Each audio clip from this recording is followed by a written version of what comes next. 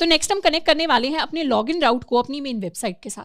अभी अगर हम अपने प्लेटफॉर्म की बात करें जिसको हमने बिल्ड किया है, उसके अंदर अगर लिस्टिंग्स को कोई भी क्रिएट करना चाहता है तो कोई भी रैंडम यूजर आके लिस्टिंग्स को क्रिएट कर सकता है। बट हम एक फंक्शनैलिटी ऐड करना चाहते हैं जिससे किसी भी लिस्टिंग को क्रिएट करने से पहले हमेशा हमारा प्लेटफॉर्म, हमारा बैकएंड इंश्योर करे कि हमारा जो भी यूजर है जो क्रिएट करना चाह रहा है लिस्टिंग, वो लॉग्ड इन हो। बिना यूजर के लॉग्ड इन किए किसी भी लिस्टिंग को क्रिएट करना अलाउड नहीं होगा। इस फंक्शनैलिटी को हम बेसिकली अपने प्लेटफॉर्म के अंदर ऐड करना चाहते हैं। तो how to check if the user is logged in. अब कोई भी यूजर लॉग्ड इन है या नहीं है, उसके लिए हम चाहें तो स्क्रैच से भी मेथड लिख सकते हैं, नहीं तो पासपोर्ट यहाँ पे हमारा काम और आसान करता है, क्योंकि पासपोर्ट हमें एक इनबिल्ट फंक्शन देता है। पासपोर्ट के अंदर रिक्वेस्ट ऑब्जेक्ट के पास इज ऑथेंटिकेटेड नाम का एक मेथड आ जाता है जो बेसिकली हमें बताता है कि क्या जो यूजर, करंट यूजर है जो हमारे सेशन के अंदर स्टोर्ड है, यानी जब हम सीरियलाइज सेशन करते हैं तो यूजर की इंफॉर्मेशन हम स्टोर करते हैं, तो बेसिकली पासपोर्ट चेक करता है कि जिस यूजर की इंफॉर्मेशन हमारे सेशन के अंदर स्टोर्ड है, क्या वो यूजर ऑथेंटिकेटेड है। ऑथेंटिकेटेड मतलब क्या वो यूजर ऑलरेडी लॉग्ड इन है। तो हम बेसिकली क्या करना चाहते हैं, लिस्टिंग्स के पास जो हमारा न्यू राउट है जिससे हमारी नई लिस्टिंग क्रिएट करने का फॉर्म आता है, उस फॉर्म को रेंडर कराने से पहले we want to check that the user should be logged in. क्योंकि जनरली क्या होता है, अगर हम लिंक्डइन जैसे प्लेटफॉर्म का एग्जांपल लें तो लिंक्डइन के ऊपर हम दूसरे लोगों के पोस्ट देख सकते हैं बिना साइन अप किए हुए, बिना लॉगिन किए हुए। बट अगर हमें खुद का पोस्ट करना है तो उसके लिए हमें लॉगिन या साइन अप करना पड़ेगा, यानी हमें ऑलरेडी प्लेटफॉर्म के अंदर जाना पड़ेगा, ऑथेंटिकेट होना पड़ेगा। तो ये फंक्शनैलिटी बिल्ड करने के लिए सबसे पहले तो let us start a server nodemon-app.js and if we go to localhost 8080/listings, तो ये हमारा प्लेटफॉर्म है जहाँ तक हमने लास्ट टाइम कंप्लीट किया था। एंड अभी अगर हम ऐड न्यू लिस्टिंग पर जाएं तो हमें पूरा फॉर्म दिखाई दे रहा है, जबकि हम अभी एज अ यूज़र यहाँ पे लॉग्ड इन भी नहीं है। तो ये फंक्शनैलिटी ऐड करने के लिए हम मेथड को यूज़ करेंगे and what will do is routes के अंदर जो हमारा listings.js वाला राउट है जिसमें हमें अपना फॉर्म रेंडर होके दिखाई देता है, वहीं पे हम लॉजिक अपना ऐड करेंगे कि इस फॉर्म को रेंडर करने से पहले हम चेक करेंगे क्या हमारा यूजर ऑथेंटिकेटेड है यानी लॉग्ड इन है।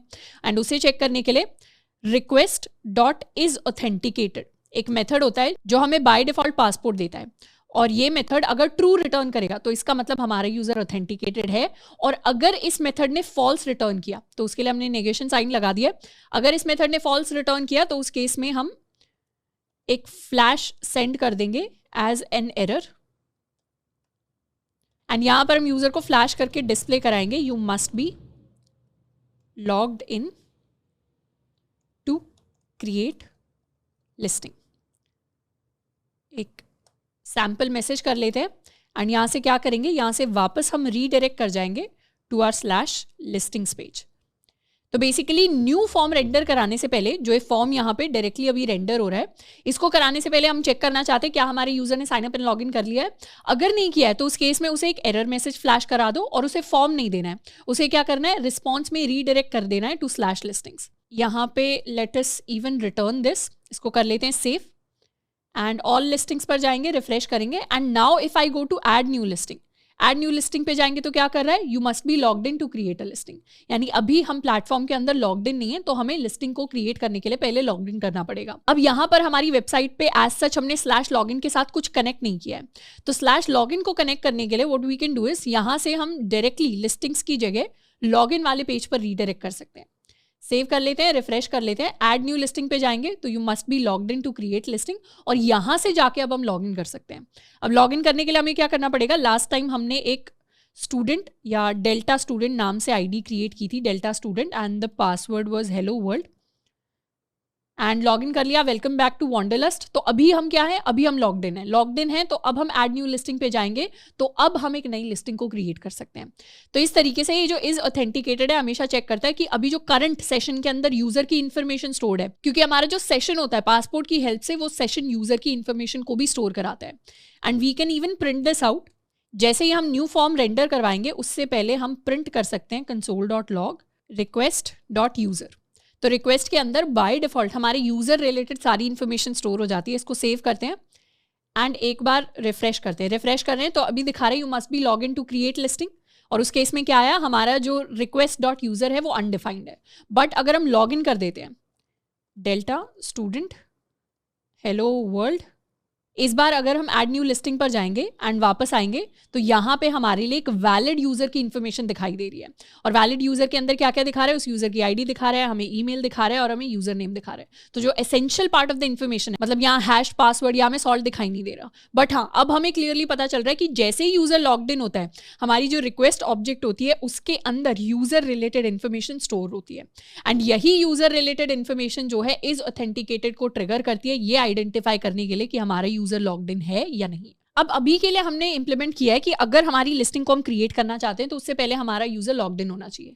पर बाय डिफॉल्ट तो एक प्लेटफॉर्म के अंदर अगर किसी भी लिस्टिंग को हम एडिट करना चाहते हैं, किसी भी लिस्टिंग को जाके डायरेक्टली अगर हम अपडेट करना चाहते हैं तो भी हमारा यूजर लॉग्ड इन होना चाहिए, डिलीट करना चाहते हैं तो भी यूजर लॉग्ड इन होना चाहिए। तो ये सारी फंक्शनैलिटी करने के लिए या तो हम इस सेम लॉजिक को कॉपी कर सकते हैं सारे के सारे राउट्स में, या हम इस लॉजिक को ट्रांसफर कर सकते हैं टू अ मिडलवेयर। तो इसे एक फंक्शन मिडलवेयर के अंदर हम ट्रांसफर कर देंगे। एंड इनफैक्ट क्योंकि हमारे पास काफ़ी सारे मिडलवेयर्स हो गए हैं हमारी फाइल के अंदर, राउटर फाइल के अंदर, तो हम एक नई फाइल बनाएंगे जिसे हम कहने वाले हैं middleware.js। middleware.js के अंदर ये पूरा का पूरा जो लॉजिक है इसे कट कर लेते हैं एंड यहाँ module.exports में हम एक फंक्शन बनाएंगे इज लॉग्ड इन। एंड इस फंक्शन के अंदर हमारी रिक्वेस्ट होगी, रिस्पॉन्स होगा and we'll have a next. And इसी के अंदर हमारा इज ऑथेंटिकेटेड वाला लॉजिक होगा। और यहाँ पर अगर यूजर ऑथेंटिकेटेड होता है तो नेक्स्ट को कॉल कर दो, नहीं तो क्या करना है, नहीं तो हमें रीडायरेक्ट करना है टू /login route ताकि यूजर लॉग इन कर पाए। listings.js में जाते हैं, इसे कर देते हैं कट एंड यहाँ पर we are going to require const. हमारे फंक्शन का नाम है is logged in, require./middleware.js and इसे कर लेते हैं सेव। एंड ये जो हमारा न्यू राउट था इसके अंदर अब एज अ मिडलवेयर हम पास करने वाले हैं अपना is logged in middleware. And दोबारा से टेस्ट कर लेते हैं, रिफ्रेश करेंगे। अब बाय डिफॉल्ट जब भी हमारा सर्वर एक बार रीस्टार्ट होता है तो उस केस में क्या हो रहा है, उस केस में हमेशा हम लॉग्ड आउट हो रहे हैं। तो ये चीज हमें ध्यान रखनी है कि जब भी हम नए नए चेंजेस कर रहे होंगे, सर्वर रीस्टार्ट होगा तो बार बार हमें लॉग इन करना पड़ेगा। अभी क्या हम लॉग्ड इन नहीं है, इसीलिए हम ऐड न्यू लिस्टिंग को एक्सेस नहीं कर पा रहे। तो यहाँ पर यूजर नेम के अंदर we can write delta student and our password. Log in कर लिया एंड अब हम ऐड न्यू लिस्टिंग पे जाएंगे तो अब हम इस फॉर्म को एक्सेस कर पा रहे हैं।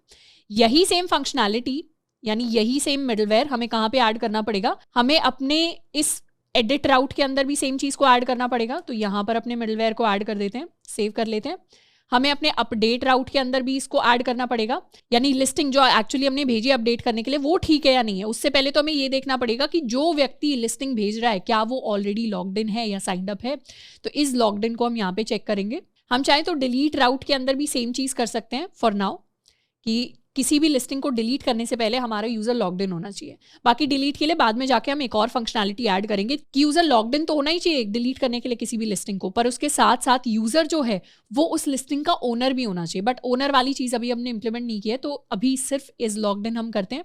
अपडेट राउट में हो गया, एडिट राउट में हो गया, क्रिएट के अंदर भी हम यहाँ पर ऐड करेंगे। यानी अगर हम डायरेक्टली कहीं से पोस्ट रिक्वेस्ट भेज रहे हैं, फॉर एग्जांपल हम अपनी वेबसाइट से नहीं भेज रहे, पर अगर हम हॉपस्कॉच या पोस्टमैन जैसे किसी टूल के थ्रू या डायरेक्टली किसी कोड के थ्रू एजेक्स रिक्वेस्ट भेज रहे हैं, तो यहाँ पर भी हमारा यूज़र जो है पोस्ट करने के लिए ऑलरेडी लॉग्ड इन होना चाहिए। इसको सेव कर लेते हैं and let's test it with edit. अभी अगर हम किसी भी लिस्टिंग को एडिट करने जाएंगे तो अभी दिखा रहा है you must be logged in to edit. तो यहाँ पर लॉग इन कर लेते हैं, hello world logged in, and अब जाएंगे एडिट करेंगे तो इस बार हम इस चीज़ को एक्सेस कर पा रहे हैं। We can edit the price to 4000, edit कर दिया, हमारी एडिटेड चेंजेस हमें यहाँ पे दिखाई दे रहे हैं। ऑल लिस्टिंग्स में जाएंगे, यहाँ भी चेंजेस दिखाई दे रहे हैं। सो दिस इज हाउ हमने अपने /login वाले पाथ को कनेक्ट किया है अपनी वेबसाइट की ओवरऑल फंक्शनैलिटी के साथ। अब अभी तक हमने अपने यूजर के लिए साइन अप एंड लॉगिन को इंप्लीमेंट किया है। नेक्स्ट चीज जिसको हम इंप्लीमेंट करने वाले हैं जो काफी इंपॉर्टेंट राउट होगा, that is going to be the log out user route. उसके लिए हमें गेट रिक्वेस्ट एक्सेप्ट करेंगे /logout पर, एंड जैसे ही गेट रिक्वेस्ट आएगी /logout पर तब हमें अपने यूजर को लॉग आउट करना है। अब वैसे लॉग आउट को स्क्रैच से इंप्लीमेंट करने के काफी सारे तरीके हैं, बट यहाँ पे हमारे लिए पासपोर्ट चीजें ईजी बनाएगा, क्योंकि पासपोर्ट के अंदर ऑलरेडी एक रिक्वेस्ट डॉट लॉग आउट नाम का मेथड एग्जिस्ट करता है। और ये मेथड क्या करता है, ये सीरियलाइज डीसीरियलाइज यूजर को यूज करेगा, यानी उन मेथड्स को यूज करेगा और हमारे यूजर को डिलीट कर देगा सेशन से, यानी करंट जो अभी सेशन चल रहा है उससे यूजर इन्फॉर्मेशन डिलीट हो जाएगी, जिसकी मदद से हमारा यूजर क्या करेगा, प्लेटफॉर्म से लॉग आउट कर जाएगा। इसको इम्प्लीमेंट करने के लिए अपने users.js के अंदर आ जाते हैं, राउट्स के अंदर users.js, and we'll cross all of it. यहाँ पे हम एक नया राउट इंप्लीमेंट करेंगे which is going to be router.get/logout। हमारे पास रिक्वेस्ट आएगी, रिस्पॉन्स आएगा, एंड यूजर को लॉग आउट करने के लिए हमें बेसिकली कॉल करना है रिक्वेस्ट डॉट लॉग आउट को। एंड जो हमारा request dot log out method होता है ये अपने आप में कॉल बैक को लेता है as a parameter. Call back कहने का मतलब है कि जैसे यूजर लॉग आउट हो जाए तो उसके बाद इमीडिएटली क्या काम होना चाहिए वो हमारा कॉल बैक के अंदर हम लिखते हैं। तो कॉल बैक के अंदर हम एक एरर पैरामीटर है जिसको डिफाइन कर सकते हैं। लेट्स सपोज अगर लॉग आउट करते हुए कुछ एरर आ गया तो इस कॉल बैक का ये जो पैरामीटर है, जो आर्ग्यूमेंट है, इसके अंदर वो एरर आके स्टोर हो जाएगा। और अगर एरर नहीं आया तो फिर ये एरर एम्प्टी होगा, अनडिफाइंड होगा। तो हम पहले ही चेक कर सकते हैं कि अगर लॉग आउट करते हुए कुछ एरर आ गया तो उस केस में हम अपने नेक्स्ट को कॉल कर सकते हैं विद द एरर इटसेल्फ।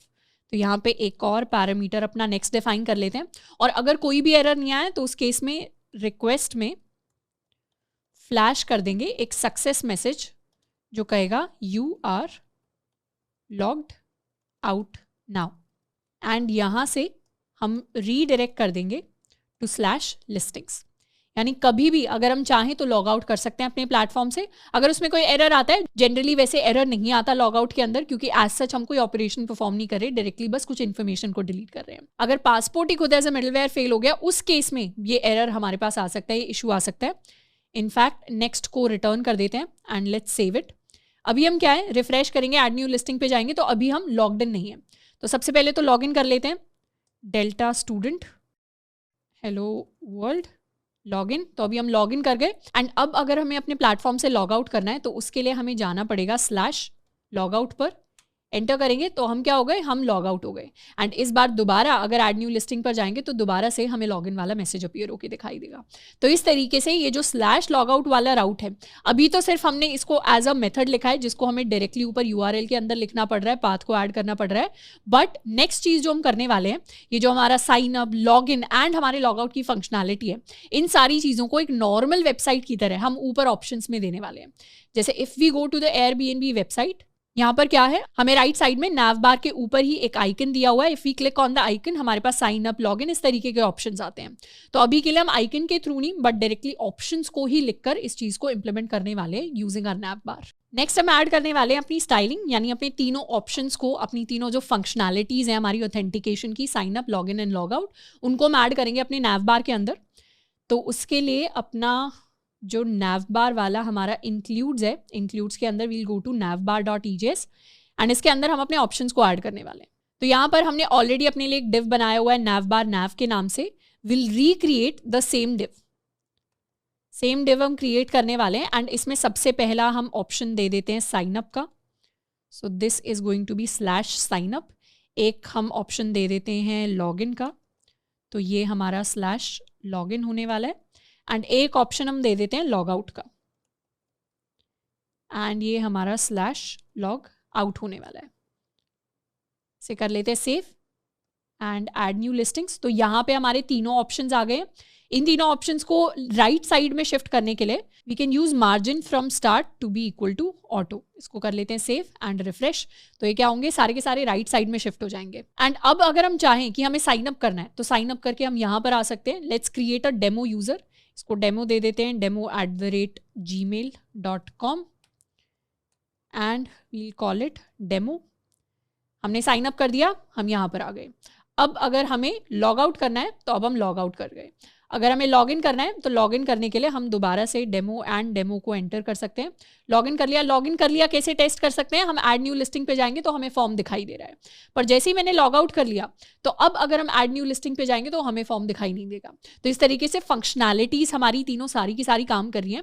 अब एक फ्लॉ है यहाँ पर जिस तरीके से हमने चीजें इंप्लीमेंट की है कि किसी भी वेबसाइट पर एक ही टाइम पर आपको तीनों ऑप्शन दिखाई नहीं देंगे। क्यों? क्योंकि अगर यूजर ऑलरेडी लॉग्ड इन होता है तो उसे सिर्फ लॉग आउट वाला ऑप्शन दिखाई देता है, और अगर यूजर लॉग्ड इन नहीं होता तो उसे sign up and log in 2 options दिखाई देते हैं। तो इस सेम फंक्शनैलिटी बिल्ड करने के लिए हम अपने रिक्वेस्ट के अंदर जो यूजर की इंफॉर्मेशन स्टोर्ड होती है उसे यूज करेंगे।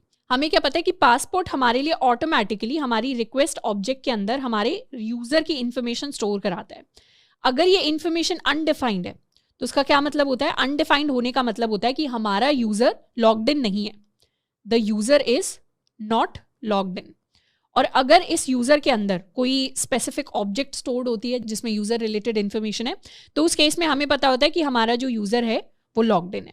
और हम चाहते हैं कि अगर हमारा यूजर लॉग्ड इन नहीं है तो उस केस में उसे साइन अप वाला ऑप्शन भी दिखाई दे एंड उसे लॉग इन वाला ऑप्शन भी दिखाई दे, क्योंकि हो सकता है यूजर नया अकाउंट बनाने की कोशिश कर रहा हो, पहले कभी प्लेटफॉर्म पे नहीं आया हो, या ये भी हो सकता है कि यूजर ने ऑलरेडी अपना अकाउंट यहाँ पे बना रखा हो। एंड अगर लॉग्ड इन है तो उस केस में हम यूजर को सिर्फ अपना लॉग आउट वाला ऑप्शन दिखाते हैं।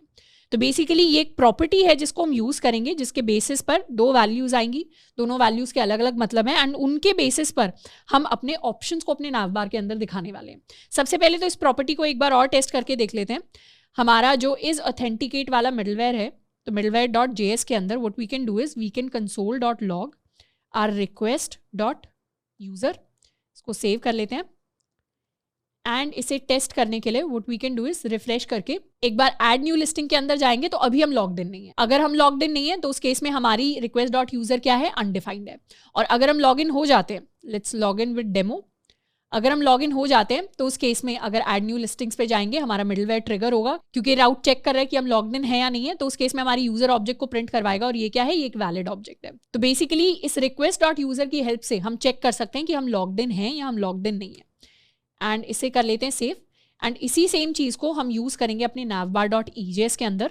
navbar.ejs में sign up and log in हमें कब दिखाना है? जब हम लॉग्ड इन नहीं है। तो उस केस में we can write a condition कि अगर request.user एग्जिस्ट नहीं करता तो उस केस में नॉट लगा देते हैं। एग्जिस्ट नहीं करता तो हम अपने sign up and log in को शो करेंगे, एंड अगर एग्जिस्ट करता है तो उस केस में हम सिर्फ लॉग आउट को शो करेंगे। तो यहाँ पे सेम कंडीशन को कॉपी कर लेते हैं कि अगर एग्जिस्ट करता है तो उस केस में सिर्फ लॉग आउट हमें दिखाई देगा। सेव एंड ऑल लिस्टिंग्स पे आ गए एक। ओके, हमारी ये जो रिक्वेस्ट ऑब्जेक्ट है इसको डायरेक्टली EJS टेम्पलेट के अंदर हम एक्सेस नहीं कर सकते, बट हमने रिस्पॉन्स डॉट लोकल्स के बारे में पढ़ा था, यानी जो हमारे लोकल्स होते हैं उनको यहाँ पे एक्सेस किया जा सकता है। तो हम क्या करेंगे, ये जो रिक्वेस्ट डॉट यूजर है इसे अपने एक लोकल वेरिएबल के अंदर स्टोर करा लेते हैं जिसको EJS टेम्पलेट के अंदर एक्सेस कर सकते हैं। उसके लिए हम आ जाएंगे अपने app.js में। app.js में हमने ऑलरेडी ये मिडलवेयर क्रिएट किया था अपने लोकल्स को डिफाइन करने के लिए। तो यहाँ रिस्पॉन्स डॉट लोकल्स के अंदर हम एक करंट यूजर नाम का नया वेरिएबल क्रिएट कर लेते हैं जो रिक्वेस्ट डॉट यूजर की इन्फॉर्मेशन को स्टोर करेगा। तो रिक्वेस्ट के अंदर जो भी यूजर रिलेटेड इन्फॉर्मेशन है उसे हमारा करंट यूजर स्टोर करवा रहा होगा। करंट यूजर यानी अभी जिस भी यूजर का सेशन चल रहा है उससे रिलेटेड इन्फॉर्मेशन। तो navbar.ejs में रिक्वेस्ट डॉट यूजर की जगह we can simply write our current user and यहाँ पर भी we can write our current user. इसको कर लेते हैं सेव एंड रिफ्रेश। अभी हम ऑल लिस्टिंग्स के अंदर हैं एंड क्योंकि हमें सिर्फ साइन अप एंड लॉगिन दिखाई दे रहा है इसका मतलब अभी हम लॉग्ड इन नहीं है। हम क्या कर सकते हैं, जाके लॉगिन कर सकते हैं। लॉगिन करेंगे with demo and demo. Login कर लिया। जैसे ही हमने लॉगिन कर लिया अब हमें सिर्फ अपना लॉग आउट वाला ऑप्शन दिखाई दे रहा है। लॉग आउट पे अगर क्लिक करेंगे तो यहाँ से हम लॉग आउट कर गए। तो इस तरीके से जो तीनों फंक्शनैलिटीज ऑथेंटिकेशन से रिलेटेड हमने बिल्ड की थी उनको अब हमने मर्ज कर दिया है using styling and using our nav bar। अब नेक्स्ट चीज जो हम इंप्लीमेंट करने वाले हैं that is automatic login after sign up.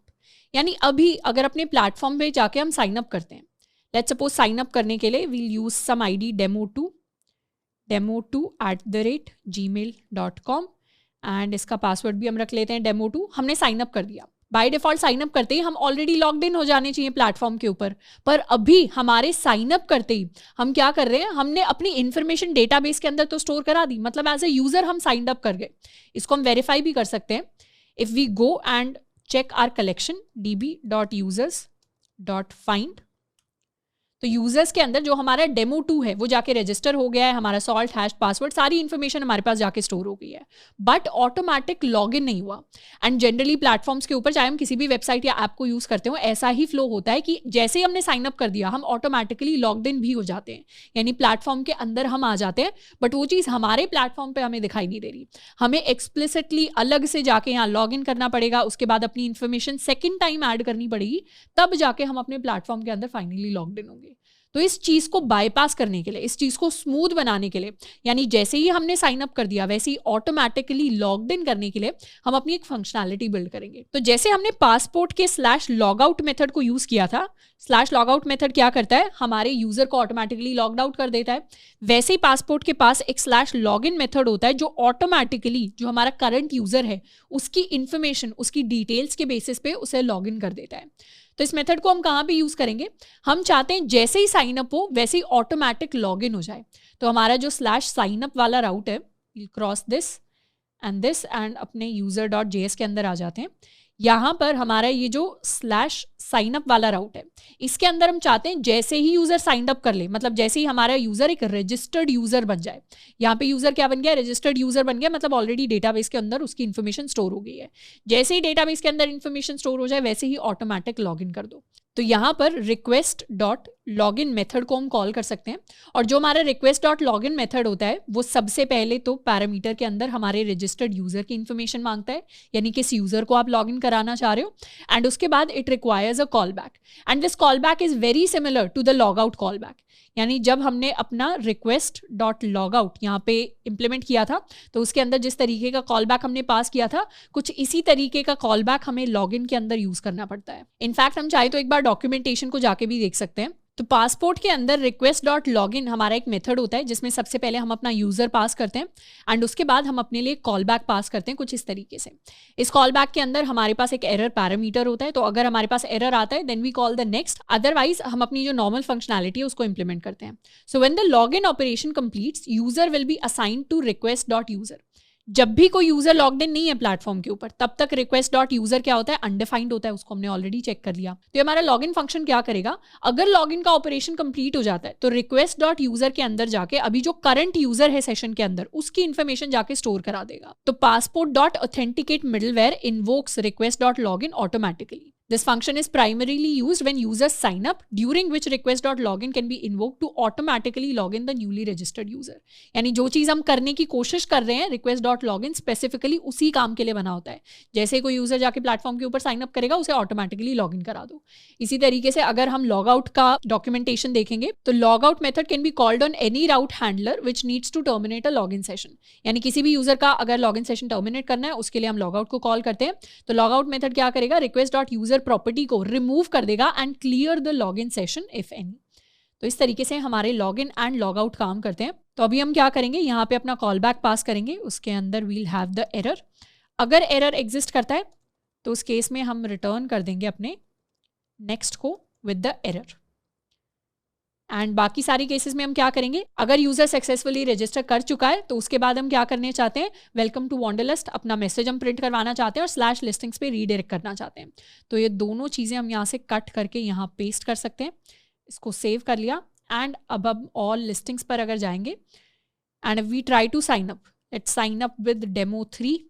काफ़ी सारे हमने अकाउंट बना लिए हैं डेमो के नाम से, डेमो 3। साइन अप जैसे ही हमने किया हम क्या कर गए, ऑटोमेटिकली अब लॉगिन कर गए। अब हमें दोबारा से साइन अप एंड लॉगिन नहीं दिखा रहा, अब हमें क्या दिखा रहा है, सिर्फ लॉग आउट वाला ऑप्शन हमें दिखाई दे रहा है। तो इस तरीके से ऑटोमेटिकली हम पासपोर्ट की फंक्शनैलिटीज को, मेथड्स को यूज करके ऑटोमेटिकली लॉगिन कर रहे हैं after our sign up. Next हम एक और फ्लॉ को एड्रेस करने वाले हैं अपने साइन अप एंड लॉगिन के प्रोसेस के अंदर। यानी अभी जब हम साइन अप कर रहे हैं तो साइन अप करने के बाद जब हम ऑटोमेटिकली अपने प्लेटफॉर्म पे लॉगिन कर रहे हैं या लॉगिन करने के बाद भी अगर आ रहे हैं तो अभी जो हमारा रिस्पॉन्स है वो हमें रीडायरेक्ट कर रहा है टू /listings। यानी अभी लॉगिन एंड साइन अप करने के बाद हम सिर्फ /listings पे जा रहे हैं। इसको टेस्ट भी कर सकते हैं। फॉर एग्जाम्पल अगर हमें न्यू लिस्टिंग्स को ऐड करना है तो ऐड न्यू लिस्टिंग पे जाएंगे तो प्लेटफॉर्म हमें कह रहे हैं कि आपको लॉगिन करना पड़ेगा। तो हम यहाँ पे लॉगिन कर देते हैं विद डेमो। हमने लॉगिन कर दिया बट अब हम कहाँ आ रहे हैं, अब हम स्लैश लिस्टिंग्स पे आ रहे हैं, पर हमें तो क्या करना था, हमें तो नई लिस्टिंग को ऐड करना था। तो बेसिकली यूजर के लिए एक इनकन्वीनियंस है, और हम चाहते हैं कि हम जब भी प्लेटफॉर्म्स बनाए, कोई भी वेबसाइट बनाए, वो यूजर के लिए ईजी टू यूज हो। तो बेसिकली यूजर अगर एक लिस्टिंग ऐड करना चाह रहा था और बीच में हमने उससे अलग से लॉग इन करवाया है, तो हमें उसे वापस से यहीं पे यानी इसी पेज पे रीडायरेक्ट करने की जरूरत है। बट अभी क्या हो रहा है, क्योंकि वो लॉग्ड इन नहीं था, तो हम डायरेक्टली उसे स्लैश लिस्टिंग्स पे रीडायरेक्ट कर रहे हैं। अब अपनी फंक्शनैलिटी बिल्ड करने के लिए एक चीज हमें पहले से पता होनी चाहिए कि जो हमारी रिक्वेस्ट ऑब्जेक्ट होती है उसके अंदर कई सारी इंफॉर्मेशन स्टोर्ड होती है। अपने मिडलवेयर के अंदर हम जा सकते हैं और यहां पर हम console.log करके प्रिंट करवा सकते हैं अपनी रिक्वेस्ट ऑब्जेक्ट। इसको सेव कर लेंगे। अब जैसे ही हम ऐड न्यू लिस्टिंग पे जाएंगे, वैसे ही हमारी ये जो रिक्वेस्ट ऑब्जेक्ट है ये इसकी डिटेल्स प्रिंट करवा रहा है। तो इस तरीके से इसमें कुछ कुकी रिलेटेड इन्फॉर्मेशन स्टोर्ड है, हमारे होस्ट की इन्फॉर्मेशन स्टोर है विच इज़ लोकल होस्ट 8080, और ऊपर अगर हम जाएं तो हमारे राउट से रिलेटेड इन्फॉर्मेशन स्टोर्ड है, यानी रिक्वेस्ट के अंदर हमारा पाथ भी स्टोर्ड है कि हम कौन से पाथ को एक्सेस करने की कोशिश कर रहे थे, इवन दो हम वहां पर आए नहीं, मतलब हम न्यू वाले पाथ को एक्सेस कर नहीं पाए, बट कौन से पाथ को एक्सेस करने की कोशिश कर रहे थे वो भी उसने स्टोर कराया है। और अगर हम देखें तो वो हमारे सेशन रिलेटेड इन्फॉर्मेशन को स्टोर करता है, हमारे लिए हमारे पूरे पाथ का नेम स्टोर करता है, यानी स्लैश लिस्टिंग स्लैश न्यू। तो इस तरीके से कई सारी इन्फॉर्मेशन है जो हमारी रिक्वेस्ट ऑब्जेक्ट के अंदर स्टोर होती है। अब रिक्वेस्ट ऑब्जेक्ट के अंदर एक पाथ नाम की चीज हमने नोटिस की जो स्टोर होती है, जिसके अंदर वो पाथ होता है जिसको हम एक्सेस करने की कोशिश कर रहे हैं। साथ में हमारी जो रिक्वेस्ट ऑब्जेक्ट है उसके अंदर एक ओरिजिनल यूआरएल नाम की भी चीज स्टोर होती है। ओरिजिनल यूआरएल यानी पाथ तो होता है कि स्लैश न्यू, जिस पाथ को हम एक्सेस करने की कोशिश कर रहे हैं ये रिलेटिव होता है, पर original URL is the complete URL जिसको हम एक्सेस करने की कोशिश कर रहे हैं। अब अगर हम ऐड न्यू लिस्टिंग पर जाएंगे तो ये क्या करेगा, हमें दिखाएगा कि रिक्वेस्ट के अंदर पाथ क्या था, slash new, and original URL क्या था, ओरिजिनल यूआरएल था स्लैश लिस्टिंग स्लैश न्यू। उसी तरीके से अगर हम एडिट करने की कोशिश करें बिना लॉगिन किए, if we go to slash edit, तो उस केस में क्या दिखाएगा कि ये हमारा पाथ था and this was the original URL जिसको हमने एक्सेस करने की कोशिश की। तो बेसिकली ये जो ओरिजिनल यूआरएल है यही वो यूआरएल है जिस पर हम रीडायरेक्ट करना चाहते हैं आफ्टर डूइंग लॉगिन। अगर कोई एडिट करने गया है या लेट्स सपोज अगर कोई न्यू लिस्टिंग ऐड करने गया है और उससे हम लॉगिन करवा रहे हैं, तो हम चाहते हैं लॉगिन हो जाए तो उसके बाद वो कहाँ पर रीडायरेक्ट हो, उसके बाद वो इसी ओरिजिनल यूआरएल पे जाके रीडायरेक्ट हो। तो इस ओरिजिनल यूआरएल को हम किसी चीज़ के अंदर किसी वैल्यू के अंदर स्टोर करवा लेंगे और जैसे ही लॉगिन सक्सेसफुल हो जाएगा वैसे ही रीडायरेक्ट कर देंगे to this saved URL.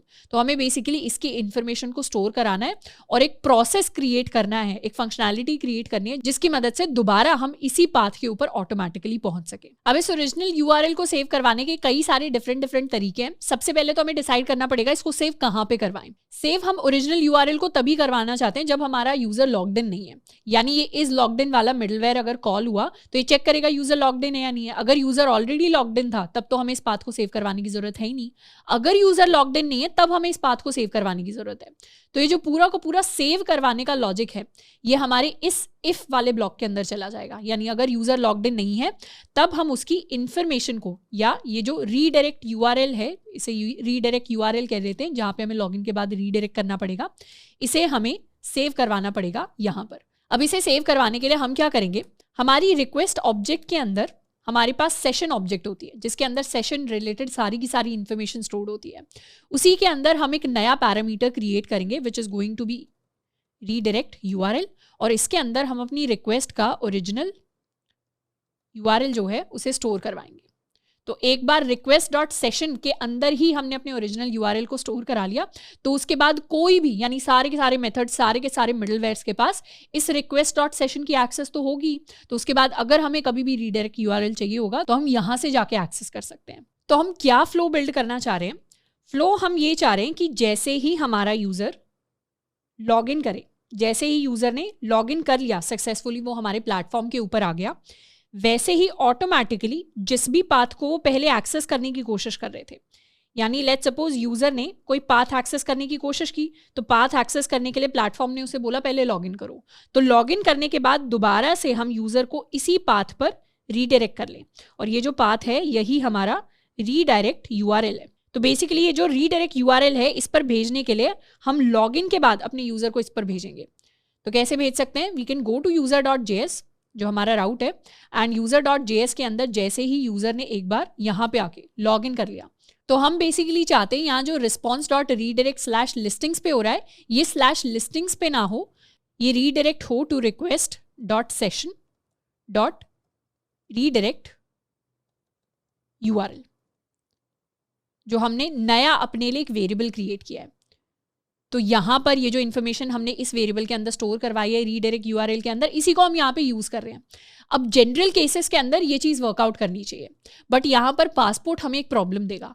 Passport के अंदर ऑटोमेटिकली जैसे ही आप स्लैश लॉगिन कर जाओगे, मतलब जैसे ही इस मिडलवेयर ने सक्सेस मैसेज दे दिया, जैसे ही पासपोर्ट ने ऑथेंटिकेट कर दिया और हम लॉग इन कर गए, वैसे ही क्या होता है, passport by default request dot session को रीसेट कर देता है।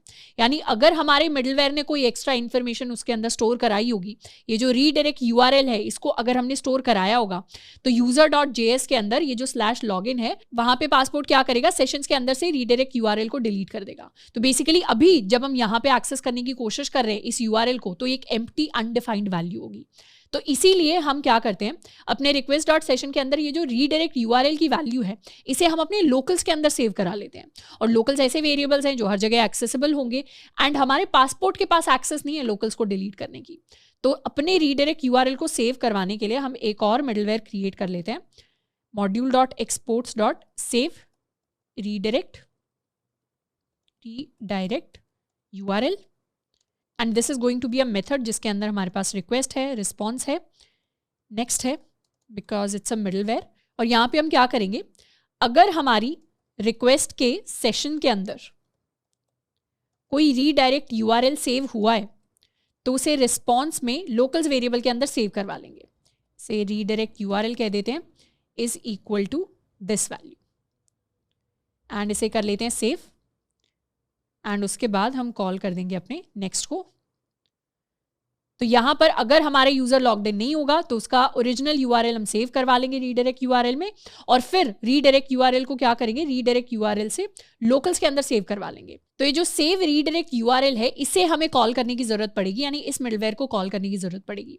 लॉगिन के अंदर पासपोर्ट जैसे ही हमारे यूजर को लॉगिन कर रहा है, यानी ऑथेंटिकेट कर रहा है, उससे जस्ट पहले हमें उसका जो रीडायरेक्ट URL है उसको लोकल्स के अंदर सेव करवाना पड़ेगा। तो यहां पर हम अपने सेव रीडायरेक्ट URL वाले मिडलवेयर को कॉल करेंगे, इसे सेव कर लेते हैं।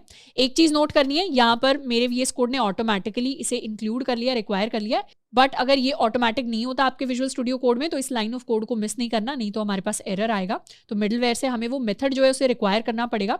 तो अब हमारा फ्लो क्या हो रहा है, जैसे ही हम लॉगिन करवा रहे हैं वैसे ही सेव रीडायरेक्ट URL, पहले हमारा रीडायरेक्ट URL सेव करवाएगा, उसके बाद ही हम पासपोर्ट से लॉगिन करेंगे, फिर रिक्वेस्ट डॉट सेशन के अंदर से रीडायरेक्ट URL डिलीट हो जाएगा।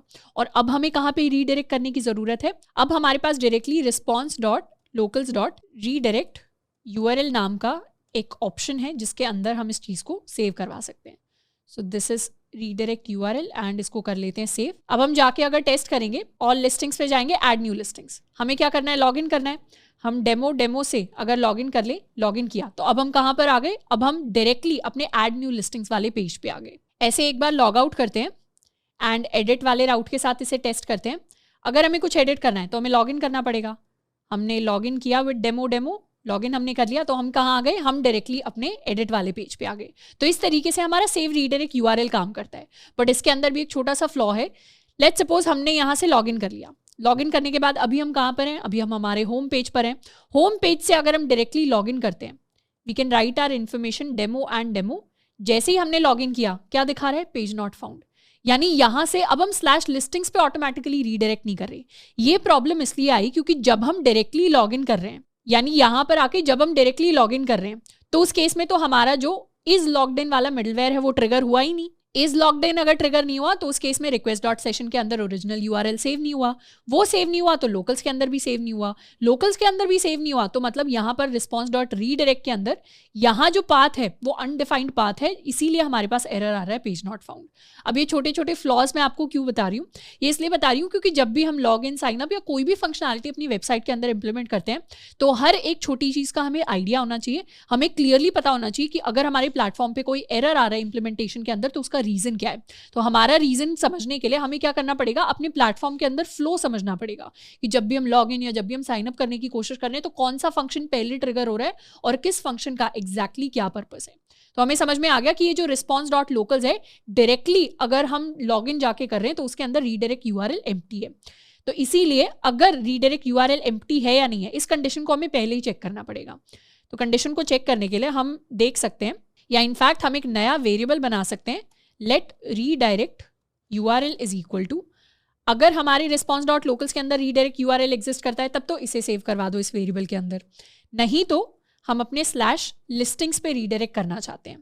तो यहाँ पे हम अपने रीडायरेक्ट यूआरएल को कर देंगे सेव एंड ऑल लिस्टिंग्स पे जाएंगे, रिफ्रेश करेंगे। इस बार अगर हम लॉगिन करते हैं, let's log in with demo and demo, हमने लॉगिन किया तो इस बार हम अपने होम पेज पे आ गए, kind of our all listings page. तो इस तरीके से ये जो पूरी फंक्शनैलिटी है इसको बिल्ड करके हमने क्या किया है, सही पेज पे सही जगह पे अपने यूजर को हमने रीडायरेक्ट करवाया है, जो हमारी यूजर की जर्नी को और ज्यादा स्मूथ बनाता है। अब नेक्स्ट हम अपनी सारी लिस्टिंग्स के साथ एक ओनर को एसोसिएट करने वाले हैं। अब ओनर को एसोसिएट करने की क्यों ज़रूरत है, बेसिकली जितनी भी लिस्टिंग्स को हमने क्रिएट किया है, हर इस एक लिस्टिंग के साथ अगर उसका ओनर एसोसिएटेड होगा तो उसके लिए हम ऑथराइजेशन को इम्प्लीमेंट कर पाएंगे। शुरुआत में ही हमने पढ़ा था कि ऑथेंटिकेशन और ऑथराइजेशन में मतलब क्या है।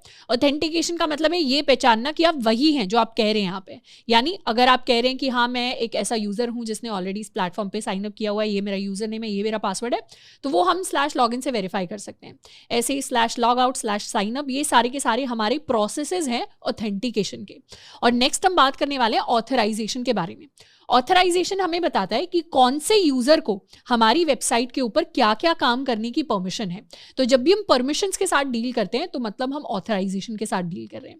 तो यहाँ पर हम परमिशंस में सेट करना चाहते हैं कि जो भी लिस्टिंग है उस लिस्टिंग को अगर एडिट करना है या उस लिस्टिंग को डिलीट करना है तो डिलीट या एडिट का ऑपरेशन वही व्यक्ति कर पाए जो उस लिस्टिंग का ओनर है। मतलब जिसने लिस्टिंग को क्रिएट किया है वही उस लिस्टिंग को कल को जाके एडिट या डिलीट कर पाए, ये हमेशा होना चाहिए प्लेटफॉर्म पे। अब ये तो हो गई लिस्टिंग की ऑथराइजेशन। इसके साथ में बाद में हम इंप्लीमेंट करेंगे कि जिस व्यक्ति ने रिव्यू को क्रिएट किया है, जिस यूजर ने रिव्यू को क्रिएट किया है, वही जाके रिव्यू को डिलीट कर पाए। तो इस तरीके की जब हम फंक्शनैलिटीज की बात करते हैं तो सारी की सारी ऑथराइजेशन के अंडर आती है। अब लिस्टिंग में एडिट एंड डिलीट के लिए ऑथराइजेशन इंप्लीमेंट करने से पहले हमें एक ओनर प्रॉपर्टी है जिसको लिस्टिंग के अंदर ऐड करना पड़ेगा। तो उसके लिए हमें स्कीमा के अंदर जाके अपने ओनर को ऐड करना पड़ेगा। अब स्कीमा के अंदर जब हम ओनर को ऐड करेंगे, लेट्स गो टू मॉडल्स के अंदर हमारा लिस्टिंग स्कीमा। लिस्टिंग स्कीमा के अंदर जब हमने रिव्यूज़ को ऐड किया था तो रिव्यूज़ के लिए हमने टाइप में ऑब्जेक्ट आईडी रखा था एंड रेफरेंस के लिए हमने रिव्यू डिफाइन किया था। ऐसे ही अब जब हम एक ओनर प्रॉपर्टी हर एक लिस्टिंग के साथ ऐड करेंगे तो ओनर लिस्टिंग के लिए एक सिंगल ओनर होगा, कोई एरे नहीं रखने वाले हम। लेकिन हाँ, ओनर किसको रेफर करेगा, ओनर हमारे यूजर वाला जो स्कीमा है उसको रेफर कर रहा होगा, क्योंकि लिस्टिंग का जो ओनर है वो हमारे प्लेटफॉर्म के ऊपर एक रजिस्टर्ड यूजर भी होना चाहिए।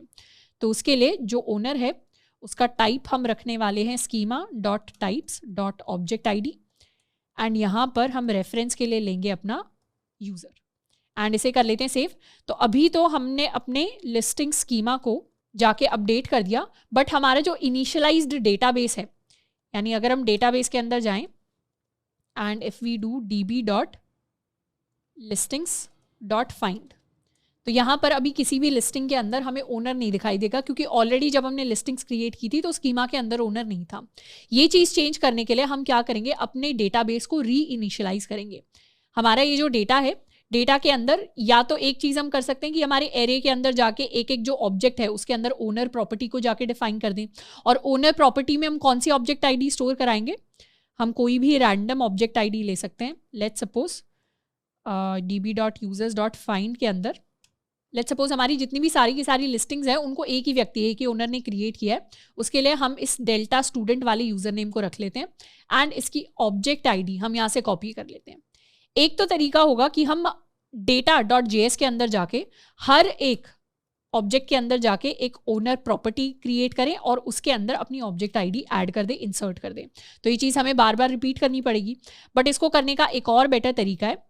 हम क्या करेंगे, इन सारी चीज़ों को क्रॉस कर देते हैं। What will do, we'll go to this index.js जो इनिशियलाइज करने का काम करता है हमारी डेटाबेस को, एंड यहाँ पे जब हम डेटाबेस के अंदर इंसर्ट कर रहे हैं अपने डेटा को, उससे जस्ट पहले हमारा जो इनिट डेटा है उसके अंदर हम अपनी डेटा एरे को एक्सेस करेंगे, और इस एरे को एक्सेस करके इसके ऊपर हम अपना मैप फंक्शन अप्लाई करेंगे। और मैप क्या करेगा? मैप हर एक इंडिविजुअल ऑब्जेक्ट के लिए, यानी हमारे एरे के अंदर जो हर एक इंडिविजुअल लिस्टिंग ऑब्जेक्ट है, उन ऑब्जेक्ट्स के अंदर जाके एक नई प्रॉपर्टी को ऐड कर देगा। इसे ऐड करने के लिए बेसिकली हमारी जो ऑब्जेक्ट है उसे हम कन्वर्ट कर रहे हैं टू अ न्यू ऑब्जेक्ट, जिसके अंदर हमारी ऑब्जेक्ट की तो सारी प्रॉपर्टीज आएंगी, मतलब जो हमारी इंडिविजुअल लिस्टिंग ऑब्जेक्ट है उसकी तो सारी प्रॉपर्टीज आएंगी, बट उसके साथ में हम एक ओनर डिफाइन कर देंगे विद दिस आईडी। इसको कर लेते हैं सेव। बट यहाँ पे जो हमारा मैप फंक्शन होता है ये हमारे एरे के अंदर चेंजेस नहीं करता। ये क्या करता है? एक नया एरे क्रिएट करता है, और ये जो इंसर्ट होगी ओनर प्रॉपर्टी, ये नए एरे के अंदर इंसर्ट होगी। तो जो नया एरे बनाएगा ये उसे रिटर्न कर देगा, एंड उसे रिटर्न करवा के हम सेम वेरिएबल के अंदर स्टोर करवा लेंगे, same variable which is init data dot data. तो इस तरीके से हर एक सिंगल ऑब्जेक्ट के अंदर हम अपनी ओनर प्रॉपर्टी को ऐड कर देंगे। इसको सेव कर लेते हैं एंड एक बार cd करते हैं टू इनिट। यहाँ पे जाके री इनिशियलाइज करने के लिए हमें क्या करना पड़ेगा? Node index.js। तो हमारा डेटा वॉज री इनिशियलाइज्ड, एंड एक बार डेटाबेस के अंदर जाएंगे, क्लियर कर लेते हैं। लिस्टिंग्स को इस बार चेक करें तो हर एक लिस्टिंग के साथ हमें एक ऑब्जेक्ट आईडी दिख रही है हमारे ओनर की। ये इसका ओनर है, ये इसका ओनर है, एंड सारी की सारी ऑब्जेक्ट आईडीज जो हैं सेम है। लेट्स स्टॉप, क्लियर, एंड दोबारा से चले जाते हैं हम यहाँ पर। अब अगर हम रीस्टार्ट करें अपने सर्वर को, तो एज सच हमारी वेबसाइट के अंदर कुछ चेंज नहीं आया होगा, मतलब हमारी वेबसाइट वैसे ही वर्क करेगी, बट हमें पता है कि हमारी हर एक लिस्टिंग के साथ अब एक ओनर आ गया है। उस चीज़ को हम चाहें तो डिस्प्ले भी करा सकते हैं। What we can do is, यहाँ पे हमारे राउट्स के अंदर अगर हम listing.js पे जाएं, listing.js पे जो हमारा शो राउट है, this is my show route. Show route के अंदर ऑलरेडी अगर हमारी लिस्टिंग के अंदर किसी ने कोई रिव्यू क्रिएट किया है तो हम क्या कर रहे हैं? पॉपुलेट कर रहे हैं with the help of reviews. ऐसे ही हम यूजर के लिए भी पॉपुलेट कर सकते हैं, यानी यूजर रिलेटेड सारी की सारी इंफॉर्मेशन हम लेके आ सकते हैं। कैसे लेके आएंगे? पॉपुलेट के अंदर हम चेनिंग कर सकते हैं। We can write dot populate, and उसके बाद हमें हर एक यूजर की इंफॉर्मेशन चाहिए। यहाँ पे यूजर नहीं, बेसिकली हम ओनर लिखना चाहते हैं कि हमें हर एक ओनर की इंफॉर्मेशन चाहिए, एंड इसको कर लेते हैं सेव। तो इस बार जब भी हमारी लिस्टिंग हमारे डेटाबेस से आ रही होगी, उसमें लिस्टिंग से रिलेटेड सारे के सारे रिव्यूज तो आएंगे ही, बट उसके साथ में ओनर की भी सारी की सारी इंफॉर्मेशन आएगी। एंड हम चाहें तो इस ओनर की इंफॉर्मेशन को प्रिंट करवा सकते हैं। कैसे प्रिंट करवाएंगे? console.log कर लेते हैं। हम अपने लिस्टिंग को एक बार प्रिंट करवा लेते हैं, इनफैक्ट शो राउट के अंदर। इसको कर लेते हैं सेव। ऑल लिस्टिंग्स के अंदर जाएंगे, रिफ्रेश करेंगे, इस फर्स्ट लिस्टिंग के अंदर हम जाते हैं। जैसे इस पर क्लिक किया वैसे क्या हुआ? हमारी लिस्टिंग रिलेटेड सारी इंफॉर्मेशन आ गई। तो लिस्टिंग के अंदर क्या क्या डेटा है?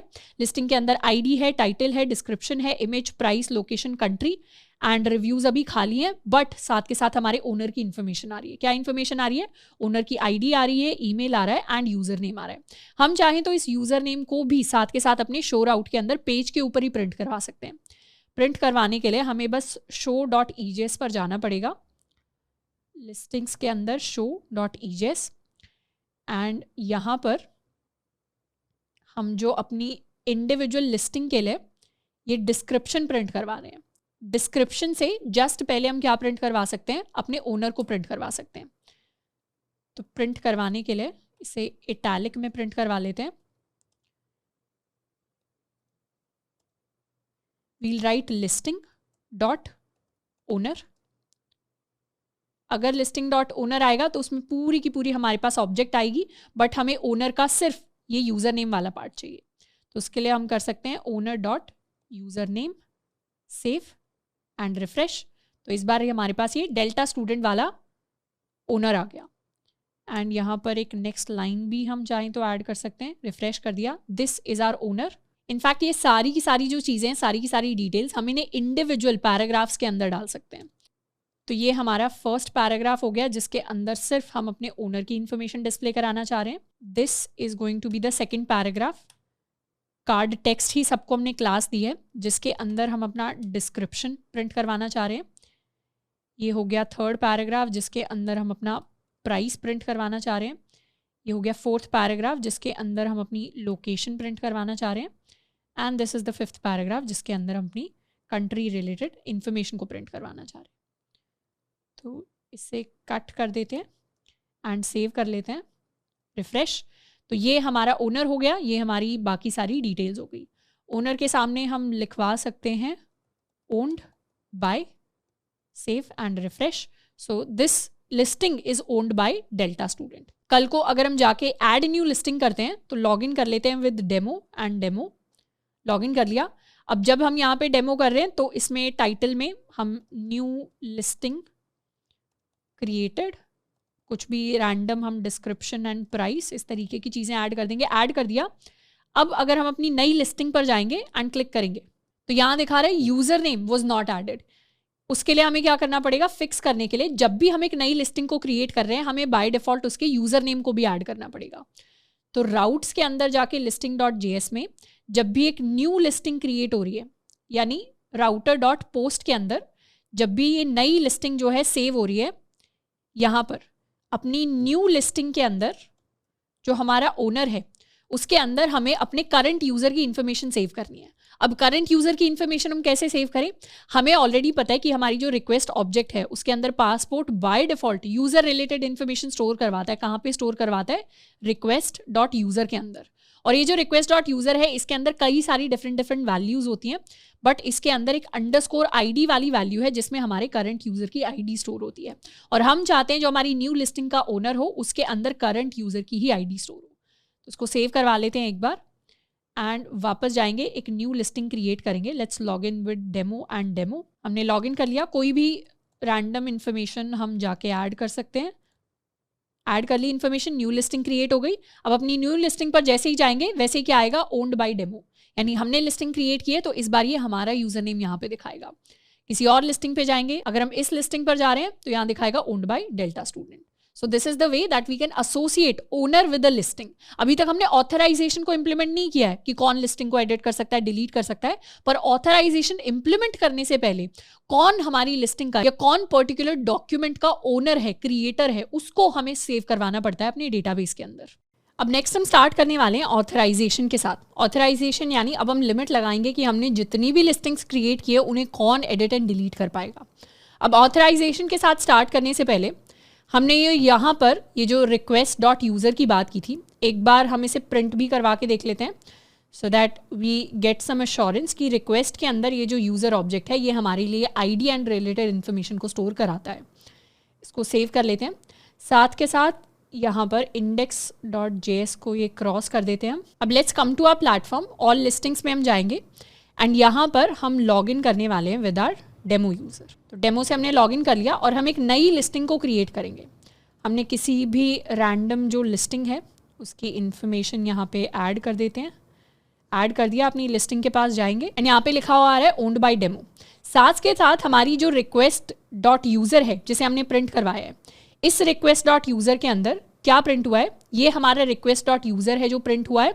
और इसके अंदर क्या क्या इन्फॉर्मेशन है, इसके अंदर हमारी यूज़र की हमारे पास ID आती है, ईमेल आता है, यूज़र नेम आता है एंड _v। तो बेसिकली ये जो request.user.id है यही हमारे ओनर की ID को रिप्रेजेंट करता है। तो इस चीज़ को यहाँ से हम कर सकते हैं क्रॉस एंड सेव। अब सबसे पहली चीज़ ऑथराइजेशन के लिए जो हम कर सकते हैं वो है हमारे डिलीट एंड एडिट बटन को हाइड करना उन यूजर्स के लिए जो उसके ओनर नहीं है। फॉर एग्जाम्पल ये जो लिस्टिंग है इसे तो डेमो ने क्रिएट किया है, तो डेमो जाके इसे एडिट कर सकता है। यानी अगर हम यहाँ पर डेमो एंड डेमो से लॉगिन करेंगे तो फिर हम जाके इस लिस्टिंग को एडिट कर सकते हैं। बट अगर ये हमारे पास लिस्टिंग है और हम क्या कर पा रहे हैं, हम यहाँ पे एडिट पर जा पा रहे हैं, यानी इस लिस्टिंग को चाहें तो हम एडिट कर पा रहे हैं जस्ट बिकॉज हम लॉग्ड इन हैं। इवन दो हम लॉग्ड इन हैं किसी और अकाउंट से, पर हम किसी दूसरे अकाउंट की लिस्टिंग को जाके एडिट कर पा रहे हैं। तो ये चीज़ हटाने के लिए हमें इन एडिट एंड डिलीट ऑप्शंस को ही सबसे पहले हाइड करना पड़ेगा। इन्हें हाइड हम कैसे कर सकते हैं, इन्हें हाइड करने के लिए हम दो वेरिएबल्स को यूज़ करेंगे। सबसे पहले तो हमारे पास ये इन्फॉर्मेशन होनी चाहिए कि हमारी लिस्टिंग का ओनर एग्जैक्टली है कौन। दूसरी इन्फॉर्मेशन हमारे पास ये होनी चाहिए कि अभी जो हमारी लिस्टिंग को एडिट या फिर डिलीट करने की कोशिश कर रहा है वो यूज़र कौन सा यूज़र है, यानी हमारे पास उसकी इन्फॉर्मेशन होनी चाहिए। एंड अगर हम ध्यान देंगे तो ये दोनों इन्फॉर्मेशन हमारे पास ऑलरेडी एग्जिस्ट करती हैं। लिस्टिंग ओनर की इन्फॉर्मेशन हमारे पास EJS टेम्पलेट के अंदर show.EJS के अंदर ऑलरेडी एग्जिस्ट करती है। हम लिस्टिंग ओनर से ओनर की जो ID है उसे एक्सट्रैक्ट कर सकते हैं। साथ के साथ जो हमारा करंट यूज़र है उसकी इन्फॉर्मेशन ऑलरेडी हम लोकल्स के अंदर स्टोर करवाते हैं। यानी यहाँ पर जो हमारा request.locals है, if we go to app.js, यानी app.js के अंदर जो हमारा response.locals.current यूज़र है, ये हमारे करंट यूज़र की इन्फॉर्मेशन स्टोर कराता है। तो करंट यूज़र की इन्फॉर्मेशन है यानी करंट यूज़र की हमारे पास आईडी भी है। तो हम कंपेयर कर सकते हैं कि लिस्टिंग के ओनर की आईडी और करंट यूज़र की आईडी अगर सेम है तो उस केस में तो एडिट और डिलीट बटन शो होंगे और एडिट डिलीट करना अलाउड होगा, और बाकी सारी केसेस में हम वो चीज़ रिजेक्ट कर देंगे। तो ये चीज़ इंप्लीमेंट करने के लिए हम अपने show.ejs पर आ जाते हैं और यहाँ पर हम हाइड करना चाहते हैं बेसिकली अपने बटन्स को। तो show.ejs के अंदर ऑल रिव्यूज़ के ऊपर ये हमारा रिव्यू का फॉर्म है एंड यहाँ पे आके वी हैव दिस div जिसकी क्लास है हमारे पास बटन्स, जिसके अंदर हमारा एडिट का एंड हमारा डिलीट का बटन दोनों है। तो यहाँ से हम एक कंडीशन लगा सकते हैं कि अगर हमारे करंट यूज़र की जो आईडी है, और यहाँ पर हम एक मेथड यूज़ करेंगे which is called dot equals, जो हमारे करंट यूज़र की आईडी है वो अगर हमारे लिस्टिंग के ओनर के साथ मैच करती है, तो जो लिस्टिंग ओनर की आईडी है वो अगर मैच करती है, उसी केस में हम अपने बटन्स को शो करवाएंगे। तो सारे के सारे बटन्स को हम यहाँ पर हाइड करने वाले हैं। इसे कर लेते हैं सेव। साथ के साथ हमें पता है कि हमारा जो करंट यूज़र है एक मिडलवेयर के अंदर जाके सेव हो रहा है। तो एक ऐसा केस भी आ सकता है जिसमें लेट्स सपोज मिडलवेयर हमारा रन नहीं किया या उसके अंदर कोई एरर आ गया, तो उस केस में करंट यूज़र सेव ही नहीं हुआ। तो ऐसे केसेस के लिए हम एक और कंडीशन लगा लेते हैं कि करंट यूज़र सबसे पहले तो हमारे लोकल्स के अंदर एग्जिस्ट करना चाहिए एंड करंट यूज़र की आईडी अगर लिस्टिंग ओनर के इक्वल होगी, यानी लिस्टिंग ओनर के अंदर ऑब्जेक्ट आईडी स्टोर है, दोनों अगर इक्वल होंगी तभी हम अपने बटन्स को शो करवाएंगे। इसको सेव कर लेते हैं। तो एक बार हम सर्वर को स्टॉप करके दोबारा से रीस्टार्ट कर लेते हैं। सर्वर हमारा रीस्टार्ट हो गया। If we go to all listings, तो ऑल लिस्टिंग्स के अंदर हम अभी लॉगिन कर सकते हैं। Let's login with demo and demo. हमने लॉगिन कर लिया। लॉगिन करके अगर हम अपनी फर्स्ट लिस्टिंग पे जाएं, तो इस लिस्टिंग को क्रिएट किया है डेल्टा स्टूडेंट ने, इसीलिए हमें अब एडिट एंड डिलीट का बटन दिखाई नहीं दे रहा क्योंकि हम ओनर नहीं है। बट अगर हम किसी दूसरी लिस्टिंग पर जाएं, फॉर एग्जाम्पल हम अपनी लास्ट लिस्टिंग पर जाएंगे, तो हमारी लिस्टिंग के लिए भी हमें चीज़ें दिखाई नहीं दे रही। तो एक बार राउट्स के अंदर जाके अपने लिस्टिंग राउट्स के अंदर let's check out the show राउट।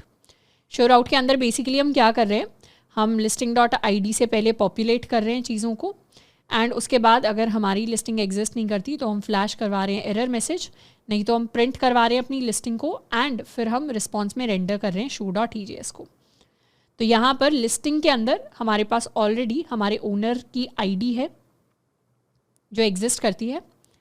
अच्छा, एक चीज़ यहाँ पर हम कर सकते हैं कि show.ejs के अंदर जाके ये जो लिस्टिंग डॉट ओनर है इसके साथ कंपेयर कर सकते हैं हम ओनर की आईडी को। इसको एक बार सेव कर लेते हैं, रिफ्रेश करते हैं, अब चीज़ें वर्क करेंगी। अभी हम लॉग्ड इन हैं एज डेमो, तो डेमो की तरह लॉग्ड इन है। डेमो ने ही लिस्टिंग क्रिएट की थी यानी हमारे अकाउंट से हुई थी, तो हमें एडिट एंड डिलीट ऑप्शंस भी दिखाई दे रहे हैं, हम एडिट के ऊपर जा भी सकते हैं। बट अगर हम डेल्टा स्टूडेंट वाले अकाउंट पे जाएंगे तो हमें चीज़ें दिखाई नहीं देंगी। एक बार लॉग आउट करके दोबारा से लॉग इन करते हैं, अब एज अ डेल्टा स्टूडेंट।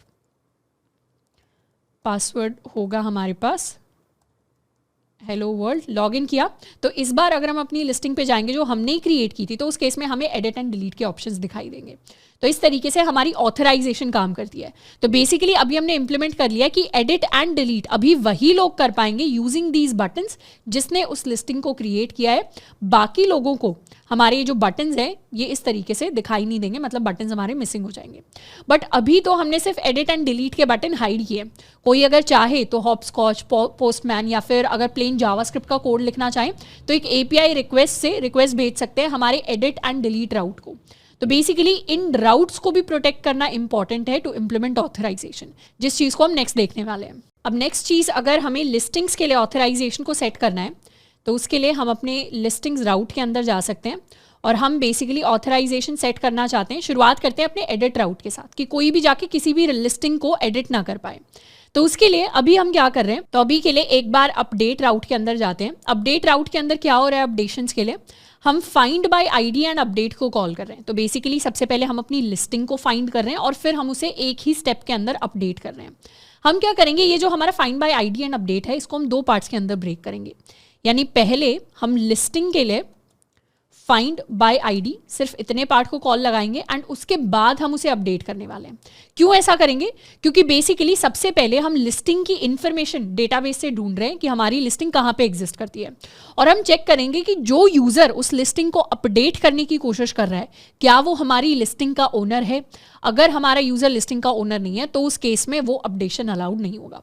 तो उसके लिए सबसे पहले तो फाइंड बाय आईडी के अंदर अपडेट पास करके हम यहाँ पर आ जाते हैं and listing dot find by ID के अंदर जो भी हमारे पास लिस्टिंग रिटर्न होकर आएगी, let listing is equal to await listing dot find by ID.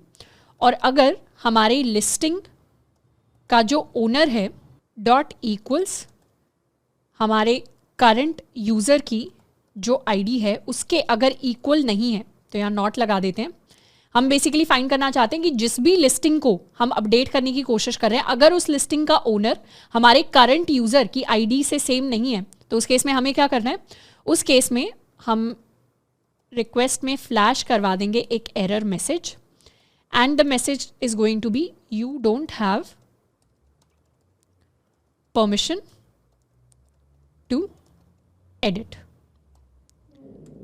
And यहाँ से रिस्पॉन्स से हम वापस से रीडायरेक्ट कर जाएंगे टू दिस शो राउट। इसको कर लेते हैं copy and paste and save. तो हमने एक्स्ट्रा लॉजिक अपने राउट के अंदर ऐड किया है कि लिस्टिंग को अपडेट फाइंड एंड अपडेट करने से पहले एक बार हमें चेक करना है कि जो लिस्टिंग है उसका ओनर क्या हमारा करंट यूजर है। अगर दोनों सेम नहीं है तो उस केस में हम इस मैसेज को फ्लैश करेंगे। अभी के लिए टेम्पररीली शो डॉट ईजेएस के अंदर ये जो हमने लॉजिक लिखा था, मतलब ये वाला जो हमने लॉजिक लिखा है इसको हम हटाने वाले हैं। तो हटाने के लिए अभी इसे यहाँ से कट कर देते हैं इस लॉजिक को। तो बेसिकली हम अपना शो एंड एडिट वाला जो ऑपरेशन है उसको डिस्प्ले कराने की कोशिश कर रहे हैं। तो यहाँ अगर हम रिफ्रेश करेंगे ऑल लिस्टिंग्स पे चले जाते हैं, लॉगिन करने के लिए अभी हम डेमो से लॉग्ड इन है।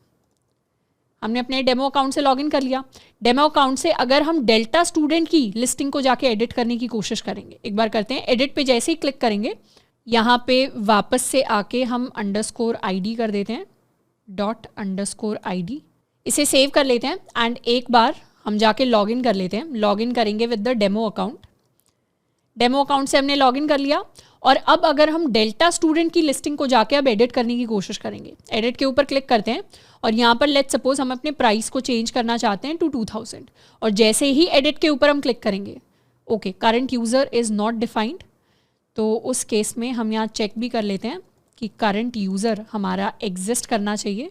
यहाँ पे हम डिफाइन कर देते हैं कि हम अपने रिस्पॉन्स में लोकल्स के अंदर करंट यूज़र की बात कर रहे हैं। तो let's come to all listings, login करेंगे विद डेमो लॉगिन कर लिया। अब डेल्टा स्टूडेंट को जाके एडिट करने की कोशिश करेंगे। Will set the price to 2000। जैसे ही एडिट के ऊपर क्लिक किया ये दिखा रहा है you don't have permission to edit. अच्छा, और ये जो 2000 जो उसने एडिट करवा दिया मतलब एरर मैसेज फ्लैश हो गया तो यहाँ से रिटर्न कर जाएंगे। अगर हम रिटर्न नहीं करते हैं तो उस केस में क्या होगा, ये ऑपरेशंस भी परफॉर्म होते रहेंगे। दोबारा सेव कर लेते हैं एंड रिफ्रेश करते हैं। एक बार ये जो हमें बार बार लॉगिन करना पड़ रहा है, एक बार इसको हम बाद में जाके फिक्स करेंगे। हमें दोबारा से प्राइस एडिट करना है। Let's make it 3000। जैसे ही एडिट के ऊपर क्लिक किया ये दिखा रहा है you don't have permission to edit और यहाँ पर क्या आ रहा है, यहाँ पर प्राइस 2000 है, यानी अब हमारी एडिटिंग जो है वो नहीं हुई। तो इस केस में हमने क्या किया, इस केस में हमने ऑथराइजेशन को सेट कर दिया। मतलब अगर हम डेमो से लॉग्ड इन हैं तो अब हम डेल्टा स्टूडेंट की जाके या किसी और यूजर की जाके लिस्टिंग को एडिट नहीं कर सकते, ना ही हम डिलीट ऑपरेशन परफॉर्म कर पाएंगे अगर हम सेम लॉजिक ऐड कर देते हैं। तो अब ये जो सेम लॉजिक है इसको इंप्लीमेंट करने के दो तरीके हैं। एक तो है कि यही सेम कोड हम बार बार, मतलब इतना जो कोड है वो बार बार जाके हम हर एक जो राउट है उसके अंदर पेस्ट करें। डिलीट राउट में भी हमें कोड डालना पड़ेगा। इनफैक्ट एडिट का फॉर्म ही रेंडर नहीं हो उसके लिए भी हमें सेम कोड यहाँ पे कॉपी करना पड़ेगा। दूसरा है इस कोड के लिए हम एक मिडलवेयर को क्रिएट कर दें। तो ऑब्वियसली वी नो कि मिडलवेयर को क्रिएट करना बेटर रहेगा एंड मिडलवेयर को क्रिएट करने के लिए हम एक नया फंक्शन मिडलवेयर क्रिएट कर लेते हैं। इसको हम नाम देंगे इज ओनर और इज ओनर फंक्शन का काम होगा ये चेक करना कि जो भी करंट यूज़र है क्या वो हमारी लिस्टिंग का ओनर है या नहीं है। उस केस में हमारे पास रिक्वेस्ट आएगी, रिस्पॉन्स आएगी, नेक्स्ट आएगा एंड यहाँ पे ये जो हमारा पूरा लॉजिक है इसे एक बार कॉपी कर लेते हैं एंड यहाँ पे जाके पेस्ट कर देंगे। listing.js के अंदर इस कोड को वापस से सेट कर देते हैं जैसा ये पहले था, यानी वापस से ओरिजिनल फॉर्म में ले आए हैं और middleware.js के अंदर सबसे पहले तो इस मेथड को एसिंक्रोनस हम बना लेते हैं। अब ये जो आईडी है ये हमारे रिक्वेस्ट के पैरामीटर्स से आएगी। उसके बाद हम लिस्टिंग को लेकर आएंगे अपने डेटाबेस से, तो उसके लिए हमें इस लिस्टिंग मॉडल की ज़रूरत होगी। तो ऊपर इसे रिक्वायर कर लेते हैं, const listing is equal to require model slash listing. So let's save it and दोबारा जाके इस चीज़ को हम टेस्ट कर सकते हैं। अगर हमने लॉग इन किया एज, अच्छा हमने अपने मिडलवेयर को तो ऐड किया ही नहीं, जो हमारा इज़ ओनर वाला मिडलवेयर है listing.js के अंदर, तो सबसे पहले तो हम चेक करेंगे कि क्या हमारा यूज़र लॉग्ड इन है। उसके बाद हम चेक करेंगे क्या उस यूज़र के पास परमिशन है अपडेट करने की। तो पहले इज़ लॉग्ड इन चेक होगा, फिर हमारे पास आएगा क्या वो यूज़र ओनर है। उसके बाद हम अपनी लिस्टिंग को वैलिडेट करेंगे। इसको सेव कर लेते हैं, ऊपर रिक्वायर भी कर लेते हैं इज़ ओनर को, एंड ये हमारे लिए कंप्लीट हो गया। तो इज़ ओनर को हमने अपने अपडेट राउट के अंदर लिख लिया है। इनफैक्ट सेम चीज़ यानी इज़ ओनर को ही हम यहाँ पर भी यूज़ कर सकते हैं अपने एडिट राउट के अंदर। हम डिलीट राउट के अंदर भी इज़ ओनर को यूज़ कर सकते हैं। अभी के लिए अपडेट में यूज़ किया है, एडिट में यूज़ किया है, बाकियों के लिए आई डोंट थिंक हमें ओनर को चेक करने की ज़रूरत है। इसको सेव कर लेते हैं and let's go to all listings. Login करते हैं विद डेमो। डेमो से अगर हमने लॉगिन किया, ये हमने लॉगिन कर लिया, ऑल लिस्टिंग्स पे जाएंगे तो अगर हम एडिट के ऊपर क्लिक करने की कोशिश करेंगे दिखा रहा है you don't have permission to edit, यानी फॉर्म तक तो जाने ही नहीं दे रहा, उस बटन को क्लिक करना ही अलाउ नहीं कर रहा फॉर्म को रेंडर कराने के लिए। डिलीट पे क्लिक करेंगे तो भी दिखाएगा you don't have permission to edit.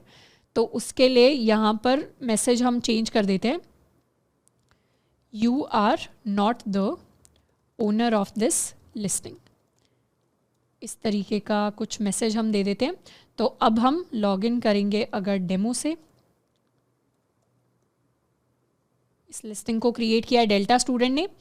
हम एडिट नहीं कर पाएंगे because we are not the owner, हम डिलीट भी नहीं कर पाएंगे because we are not the owner, but all listings के अंदर जाके जो डेमो ने लिस्टिंग क्रिएट की है उसको हम एडिट कर पाएंगे। ओके, यहाँ पर हमारा कोड स्टक कर गया। क्यों स्टक कर गया? क्योंकि इज ओनर एक मिडलवेयर है जिसके अंदर हम नेक्स्ट को कॉल ही नहीं करा रहे, तो लास्ट में इस मिडलवेयर के हमें नेक्स्ट को भी कॉल कराना पड़ेगा। तो एक बार जितना भी कोड हम अपना लिख लेते हैं वेबसाइट के अंदर किसी भी छोटे फीचर के लिए, उसको एक बार टेस्ट ज़रूर कर लेना चाहिए। बाकी उसके लिए प्रॉपर कंपनीज के अंदर हमारी टेस्टिंग होती है, आपको टेस्टिंग मॉड्यूल्स लिखने पड़ते हैं, यूनिट टेस्टिंग होती है, यूनिट टेस्ट वगैरह के हमें अलग से मेथड्स लिखने पड़ते हैं, बट यहाँ पर हम मैन्युअली टेस्ट कर लेंगे प्रोजेक्ट के लिए, तो भी it is more than enough. तो यहाँ पर वापस से आ जाएंगे एंड रिफ्रेश करेंगे, we log in as demo की तरह लॉगिन करके now we can edit our listing. तो इस तरीके से हमारा जो इज ओनर वाला मॉड्यूल है ये वर्क कर रहा है। इसके साथ में हमारी लिस्टिंग.js के अंदर ये जो वैलिडेट लिस्टिंग वाला मेथड है इसको भी हम उठा के अपने middleware.js के अंदर एज अ मिडलवेयर यूज़ कर सकते हैं। तो यहाँ module.exports.validate लिस्टिंग को हम एज अ मिडलवेयर पास कर देंगे अपने मेथड को। तो एक्सप्रेस एरर को हमें रिक्वायर करने की ज़रूरत है और लिस्टिंग स्कीमा, दो चीज़ें हैं, इन्हें रिक्वायर कर लेते हैं, कॉपी एंड पेस्ट से सेव कर लेते हैं। एंड listing.js के अंदर इन दो चीज़ों को हम हटा सकते हैं। लेट्स सेव इट और यहाँ पे हम रिक्वायर कर लेंगे वैलिडेट लिस्टिंग को। क्या चीज़ क्रैश कर रही है? ओके, ये जो पाथ है इसको हमें चेंज करना पड़ेगा। This is going to be ./& server हमारा रन कर रहा है। इसी तरीके से हम चाहें तो वैलिडेट रिव्यूज़ को भी मिडलवेयर के अंदर शिफ्ट कर सकते हैं। वैलिडेट रिव्यू, इस मेथड को यहाँ से कट कर लेते हैं, इसे भी एक मिडलवेयर बना देते हैं, module.exports.validate रिव्यू। एंड इसके लिए हम अपने रिव्यू स्कीमा को रिक्वायर कर लेते हैं। यहाँ से रिक्वायर कर लेंगे अपने रिव्यू स्कीमा को एंड यहाँ से हम अपने रिव्यू स्कीमा को हटा सकते हैं, बट हम रिक्वायर कर सकते हैं वैलिडेट रिव्यू को फ्रॉम middleware.js, इसको सेव कर लेते हैं। सारी चीज़ें होपफुली वर्क कर रही हैं। अभी जो हमारी मिडलवेयर फाइल है उसके अंदर हमने सारे मिडलवेयर ऑलमोस्ट यहाँ पे लाके सेव कर दिए हैं। तो धीरे धीरे फाइल आपको बड़ी होती हुई दिखाई देगी। तो एक पॉइंट के बाद हम क्या करेंगे, रिव्यू वाले मिडलवेयर्स को अलग फाइल में सेग्रीगेट कर देंगे, लिस्टिंग वाले रिव्यूज़ को अलग फाइल में हम कर सकते हैं। तो जैसे भी हमें दिखे कि किसी फाइल का कोड बहुत ज़्यादा बड़ा हो रहा है तो हमें मॉड्यूल्स के बारे में सोचना चाहिए कि छोटे छोटे मॉड्यूल्स में हम अपने कोड को डिवाइड कर दें। एक बार फाइनली थोड़ा सा हम चेक कर लेते हैं कि हमारी सारी चीज़ें वर्क कर रही हैं, क्या ऑल लिस्टिंग वर्क कर रहा है। अगर हम ऐड न्यू लिस्टिंग करने की कोशिश कर रहे हैं तो हमें पहले लॉगिन करना पड़ेगा। लॉगिन कर रहे हैं, ये हमारी न्यू लिस्टिंग आ गई। इसके लिए हमने कुछ डिस्क्रिप्शन ऐड किया, प्राइस ऐड किया, सारी चीज़ें की और हमारे पास अब ये लिस्टिंग क्रिएट होकर आ गई। इस लिस्टिंग के अंदर हम चाहें तो एक कोई रिव्यू भी ऐड कर सकते हैं। सबमिट कर दिया तो ये हमारे पास रिव्यू आ गया। तो इस तरीके से सारी चीज़ें अभी फंक्शनल है। ऑथराइजेशन को हमने लिस्टिंग के लिए इंप्लीमेंट कर लिया है। नेक्स्ट हम बात करने वाले हैं ऑथराइजेशन के बारे में विद रिस्पेक्ट टू रिव्यूज़, यानी हर एक इंडिविजुअल रिव्यूज़ के लिए हम कैसे ऑथराइजेशन को सेट कर सकते हैं। अब ऑथराइजेशन को सेट करने के लिए हम इसे काफ़ी सारे डिफरेंट स्टेप्स में करेंगे। सबसे पहली तो हमें एक चीज़ करनी है कि जो भी रिव्यू है, हर रिव्यू के साथ उस रिव्यू का ऑथर होना चाहिए। ऑथर यानी जिसने उस रिव्यू को क्रिएट किया है। या तो हम इसे ऑथर नाम दे सकते हैं या फिर हम इसे ओनर नाम दे सकते हैं या इसका नाम हम क्रिएटेड बाय लिख सकते हैं। कोई भी फील्ड को हम नाम दे सकते हैं। Will go with author. तो हर रिव्यू के साथ अपना एक ऑथर एसोसिएटेड होना चाहिए जिसने उस रिव्यू को क्रिएट किया है। एंड इसी ऑथर के पास हमेशा एक्सेस होगी अपने रिव्यू को डिलीट करने की भी। तो इसके लिए हमें स्कीमा के अंदर थोड़े से चेंजेस करने पड़ेंगे। हम अपने रिव्यू स्कीमा के अंदर जा सकते हैं, ये सब बंद कर देते हैं एंड मॉडल्स के अंदर will go to review.js। review.js के अंदर जाके हम एक ऑथर यहाँ पे ऐड कर देंगे and the author is going to be of type schema.types.object id and यहाँ पर हम रेफर करेंगे अपने यूज़र को। तो बेसिकली कोई ना कोई ऐसा यूज़र होगा जो ऑलरेडी लॉग्ड इन होगा और वही हमारा ऑथर बनेगा। अब सेकंड चीज़ जो हमें इंप्लीमेंट करनी है वो ये इंप्लीमेंट करनी है कि कोई भी रिव्यू अगर क्रिएट करे तो रिव्यू क्रिएट करने से पहले वो यूज़र ऑलरेडी प्लेटफॉर्म के ऊपर लॉग्ड इन होना चाहिए। कोई भी रैंडम यूज़र आके जिसने हमारे प्लेटफॉर्म पे रजिस्टर ही नहीं किया वो रिव्यू ऐड नहीं कर सकता। इट्स ऑलमोस्ट लाइक सेइंग कि यूट्यूब के ऊपर वीडियो के नीचे कमेंट करने के लिए कोई भी यूज़र है उसका यूट्यूब के ऊपर अकाउंट होना चाहिए। हम इनकॉग्निटो से जाके कमेंट नहीं कर पाते यूट्यूब के वीडियोस पे। वैसे ही अगर हम इंस्टाग्राम पे किसी के पोस्ट के नीचे, हम पोस्ट को देख सकते हैं पर पोस्ट के नीचे अगर हमें कॉमेंट करना है तो हमारा खुद का इंस्टाग्राम अकाउंट होना चाहिए जिससे हम लॉग्ड इन होने चाहिए। तो उसी तरीके की फंक्शनैलिटी हम रिव्यूज़ के लिए इंप्लीमेंट कर रहे हैं। वो इम्प्लीमेंट करने के लिए हमें जाना पड़ेगा जहाँ पे हमारा रिव्यू वाला फॉर्म हमें दिखाई देता है, यानी व्यूज़ के अंदर we can go to show.ejs और यहाँ पे रिव्यूज़ क्रिएट करने के लिए हमें बेसिकली ये फॉर्म है जो दिखाई देता है, दिस इज़ द फॉर्म, यानी लीव अ रिव्यू वाला ये जो पूरा ऑप्शन है, इतना जो डिव है ये तभी दिखाई देना चाहिए जब हमारा यूज़र लॉग्ड इन हो।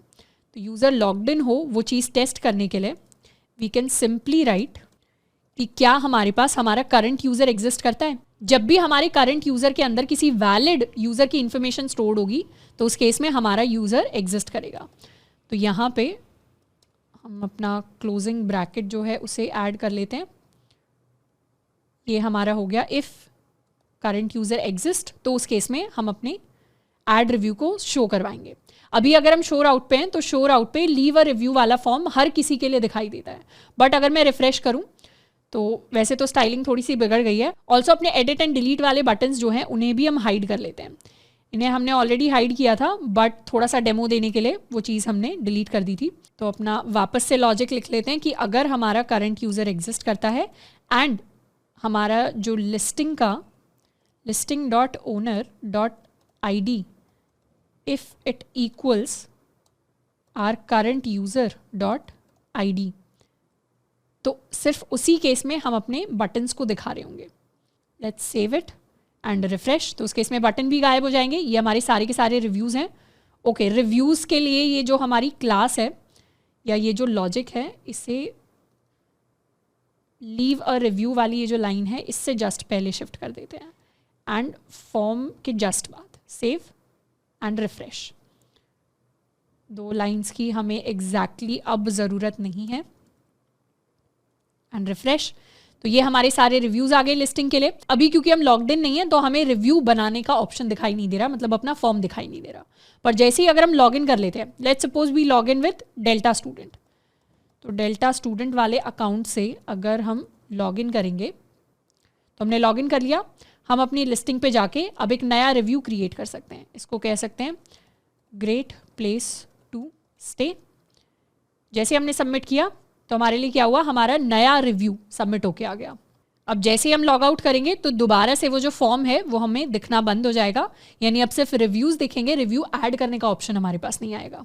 अब ये तो हमने अपने फ्रंट एंड को प्रोटेक्ट कर लिया, पर बैक एंड के अंदर रिक्वेस्ट तो फिर भी कोई भेज सकता है, यानी जो हमारे राउट्स हैं उसके अंदर review.js पे ये जो पोस्ट राउट है, इसे अभी भी कोई हॉपस्कॉच या पोस्टमैन से रिक्वेस्ट भेज सकता है और एक नए रिव्यू को क्रिएट कर सकता है। उसके लिए किसी को भी लॉग्ड इन होने की ज़रूरत नहीं है। तो इसीलिए यहाँ पे वो जो हमारा इज लॉग्ड इन वाला मिडलवेयर था उसे हम इम्प्लीमेंट करेंगे। यानी जब भी वैलिडेट करने से पहले नए रिव्यू को हमें हमेशा चेक करना है कि जो भी यूज़र उसे इनपुट कराने की कोशिश कर रहा है, रिव्यू ऐड करने की, पोस्ट करने की कोशिश कर रहा है, क्या वो यूज़र ऑलरेडी लॉग्ड इन है। तो अपना लॉग्ड इन वाला जो मिडलवेयर है, सेम मिडलवेयर को हम यहाँ पे आके यूज़ करने वाले हैं। और इसके साथ में अगर कोई नया रिव्यू क्रिएट होता भी है तो उसके साथ में हम अपने रिव्यू के ऑथर को भी स्टोर करवाएंगे। कैसे स्टोर करवाएंगे, जब भी हमारा रिव्यू स्टोर होने जा रहे हैं, लिस्टिंग के अंदर पुश हो गया, तो जैसे ही हमारे पास कोई न्यू रिव्यू आएगा तो इस न्यू रिव्यू के अंदर एक हमारे पास ऑथर फील्ड होगी। एंड ऑथर फील्ड कौन बनेगा हमारा ऑथर। अगर यूज़र हमारा लॉग्ड इन है तो रिक्वेस्ट डॉट यूज़र के अंदर जो हमारी अंडरस्कोर आईडी है, this person is going to basically become the author of our new review. तभी हम अपने नए रिव्यू को लिस्टिंग के अंदर पुश करेंगे और उसी के बाद हम उसे डेटाबेस के अंदर स्टोर करवाएंगे। तो अब जब भी हम किसी नए रिव्यू को क्रिएट कर रहे हैं उसके साथ एसोसिएटेड एक ऑथर हमारे पास होना चाहिए। हम चाहें तो सेव करने से पहले इसे प्रिंट करवा सकते हैं, console.log new review, save and refresh. एक बार लॉग इन करते हैं एज डेमो। हमने लॉग्ड इन कर लिया। अगर हम अपनी लास्ट लिस्टिंग पर जाएं और यहाँ पर हम एक नया रिव्यू क्रिएट कर रहे हैं, नॉट सो गुड। जैसे हम रिव्यू को सबमिट कर रहे हैं, हमने एक नया रिव्यू क्रिएट कर दिया और साथ के साथ इस रिव्यू से रिलेटेड इन्फॉर्मेशन हमारे पास आ गई। ये हमारी नई रिव्यू ऑब्जेक्ट है और इस ऑब्जेक्ट के अंदर ये जो नॉट सो गुड वाला न्यू रिव्यू है जिसको हमने क्रिएट किया है, क्या आ रहा है, हमारे पास हमारे ऑथर की ऑब्जेक्ट आईडी दिखाई दे रही है।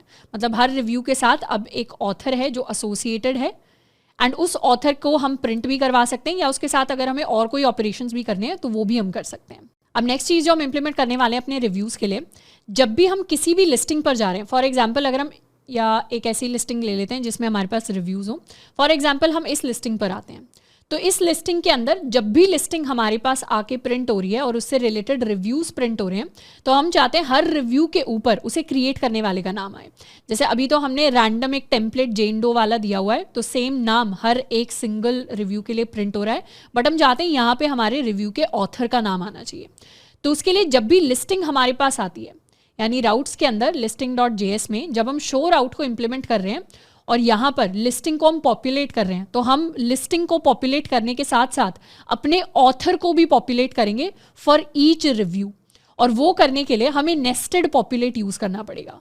नेस्टेड पॉपुलेट कहने का मतलब है कि यहाँ पर अभी हमने क्या किया है, सारे के सारे रिव्यूज़ को हम पॉपुलेट करा रहे हैं और हमारी जो लिस्टिंग है उस लिस्टिंग के हम ओनर को पॉपुलेट करा रहे हैं, मतलब उसकी इन्फॉर्मेशन लेके आ रहे हैं। पर साथ के साथ हर एक सिंगल रिव्यू के लिए हमें उस रिव्यू के ऑथर को भी पॉपुलेट कराना है। तो उसको लिखने के लिए बेसिकली हमारे पास ये जो फर्स्ट पॉपुलेट है, इसके अंदर हम एक ऑब्जेक्ट पास करेंगे जिसमें हमारा फर्स्ट पैरामीटर होगा हमारा पाथ पैरामीटर। तो पाथ रिव्यूज़ कहने का बेसिक मतलब है कि हम किसके साथ पॉपुलेट करना चाहते हैं, किस पाथ के साथ, हम अपने रिव्यूज़ के साथ पॉपुलेट करना चाहते हैं अपनी लिस्टिंग को, मतलब लिस्टिंग में सारे रिव्यूज़ आ जाएं। अब हर एक इंडिविजुअल रिव्यू के लिए हम चाहते हैं कि हर एक इंडिविजुअल रिव्यू के लिए पाथ में हमारे पास ऑथर आ जाए। तो इसे सेव कर लेते हैं।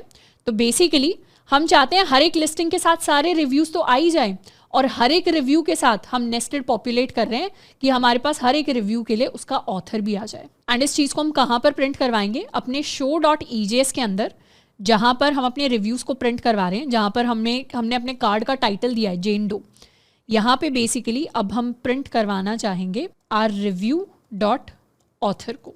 इसको सेव कर लेते हैं एंड रिफ्रेश करेंगे तो यहाँ पूरी की पूरी ऑथर ऑब्जेक्ट हमारे पास आ गई। हमें सिर्फ ऑथर का यूज़र नेम चाहिए, तो इसे कह देते हैं डॉट यूज़र नेम, सेव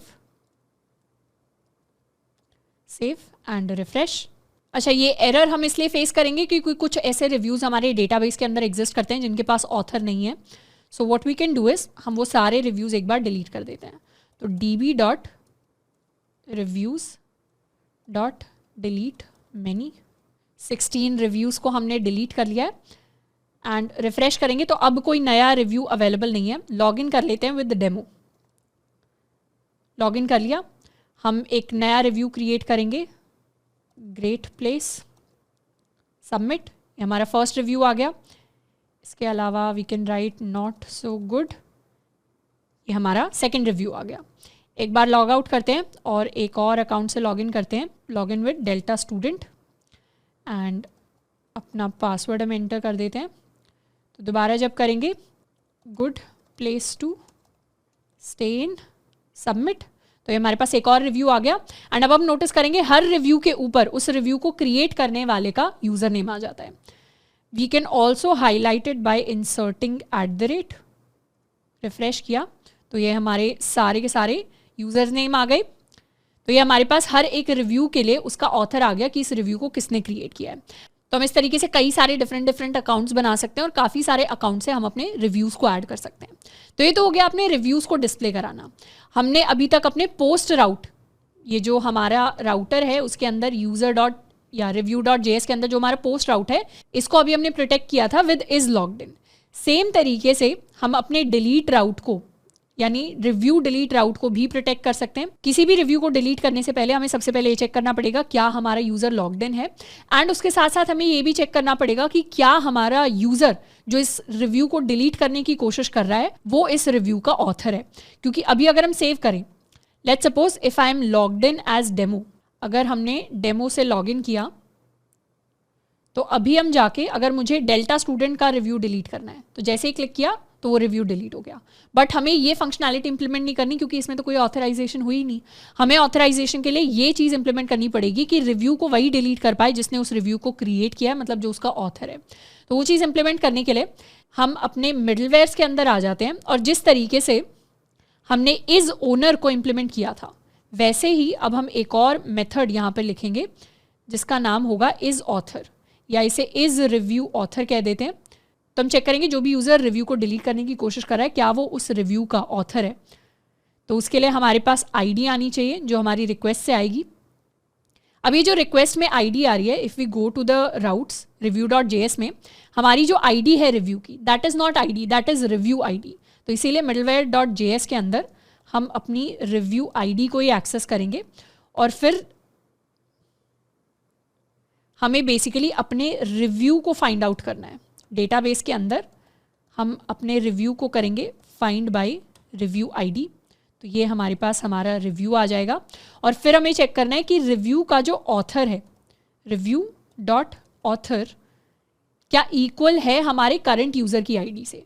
अगर नहीं है तो हम लिख सकते हैं यू आर नॉट द, या you did not create this review, you did not, या सेम चीज़ लिख सकते हैं you are not the author of this review. And दोबारा से रीडायरेक्ट कर जाएंगे हम शो पेज की तरफ। शो पेज की तरफ रीडायरेक्ट करने के लिए हमारे पास ये आईडी भी होनी चाहिए। तो आईडी भी एक्सट्रैक्ट कर लेते हैं अपने request.param से, इसको कर लेते हैं सेव एंड अब कर लेंगे यहाँ पे रिफ्रेश करने के बाद एक बार लॉगिन भी कर लेते हैं with R delta student hello world. हमने लॉगिन कर लिया, अभी हम डेल्टा स्टूडेंट है।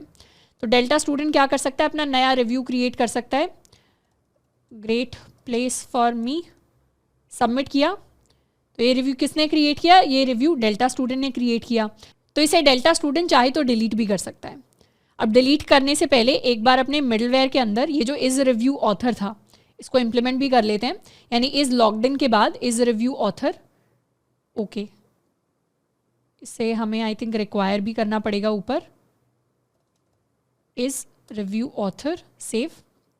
अब रिफ्रेश कर लेते हैं, लॉगिन करेंगे with Delta student hello world. Login कर लिया हमने, हम इस लिस्टिंग पे आ गए। अब इस लिस्टिंग को डेल्टा स्टूडेंट ने क्रिएट किया था और हम डेल्टा स्टूडेंट की तरह लॉग्ड इन हुए, तो हम इसे डिलीट कर सकते हैं।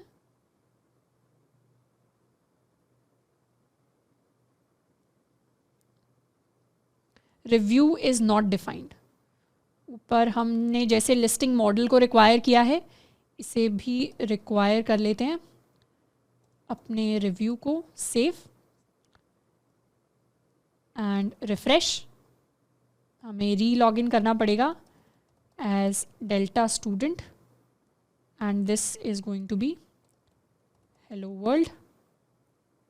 ओके, अब हम डेल्टा स्टूडेंट की तरह लॉग्ड इन है, तो डेल्टा स्टूडेंट अपना खुद का रिव्यू डिलीट कर सकता है। तो जैसे ही हमने डिलीट पे क्लिक किया, हमारा रिव्यू डिलीट हो गया। पर अगर हम डेमो का रिव्यू डिलीट करना चाहेंगे तो डिलीट के ऊपर जैसे क्लिक करेंगे हमें दिखाएगा you are not the author of this review, और वो रिव्यू हम चाह के भी डिलीट नहीं कर पाएंगे, सेकंड वाला भी कोशिश करें तो भी डिलीट नहीं कर पाएंगे। तो इस तरीके से हमने अपने रिव्यूज़ के ऊपर भी ऑथराइजेशन को सेट किया है। तो हमारी जो ऑथेंटिकेशन एंड ऑथराइजेशन के अंदर कॉन्सेप्ट्स थे, ऑलमोस्ट सारे के सारे कॉन्सेप्ट्स को हमने कवर कर लिया है। एंड जनरली अगर आप वेब डेवलपमेंट के बारे में सोचोगे तो हम किसी भी प्लेटफॉर्म का एग्जाम्पल ले लें, हम चाहे एक ई कॉमर्स प्लेटफॉर्म का एग्जाम्पल ले लें, हम चाहे इंस्टाग्राम का या फेसबुक का कोई क्लोन बनाएं, हम अगर प्रोजेक्ट की तरह कोई सोशल मीडिया ऐप बना रहे हैं या कोई म्यूजिक प्लेयर बना रहे हैं, कुछ भी बना रहे हैं, उसके अंदर जनरली इतनी ही चीज़ें हैं जिनको हमें इंप्लीमेंट करना पड़ता है। यानी हमने अपने बेसिक राउट्स को सेटअप कर लिया है, अपने डेटाबेस के अंदर मॉडल्स को सेटअप कर लिया है, स्कीमा को सेटअप कर लिया है, हमने वैलिडेशंस पढ़ लिए, हमने फ्लैश मैसेजेस पढ़ लिए, सेशंस पढ़ लिया है, हमने ऑथराइजेशन एंड ऑथेंटिकेशन को कवर कर लिया है।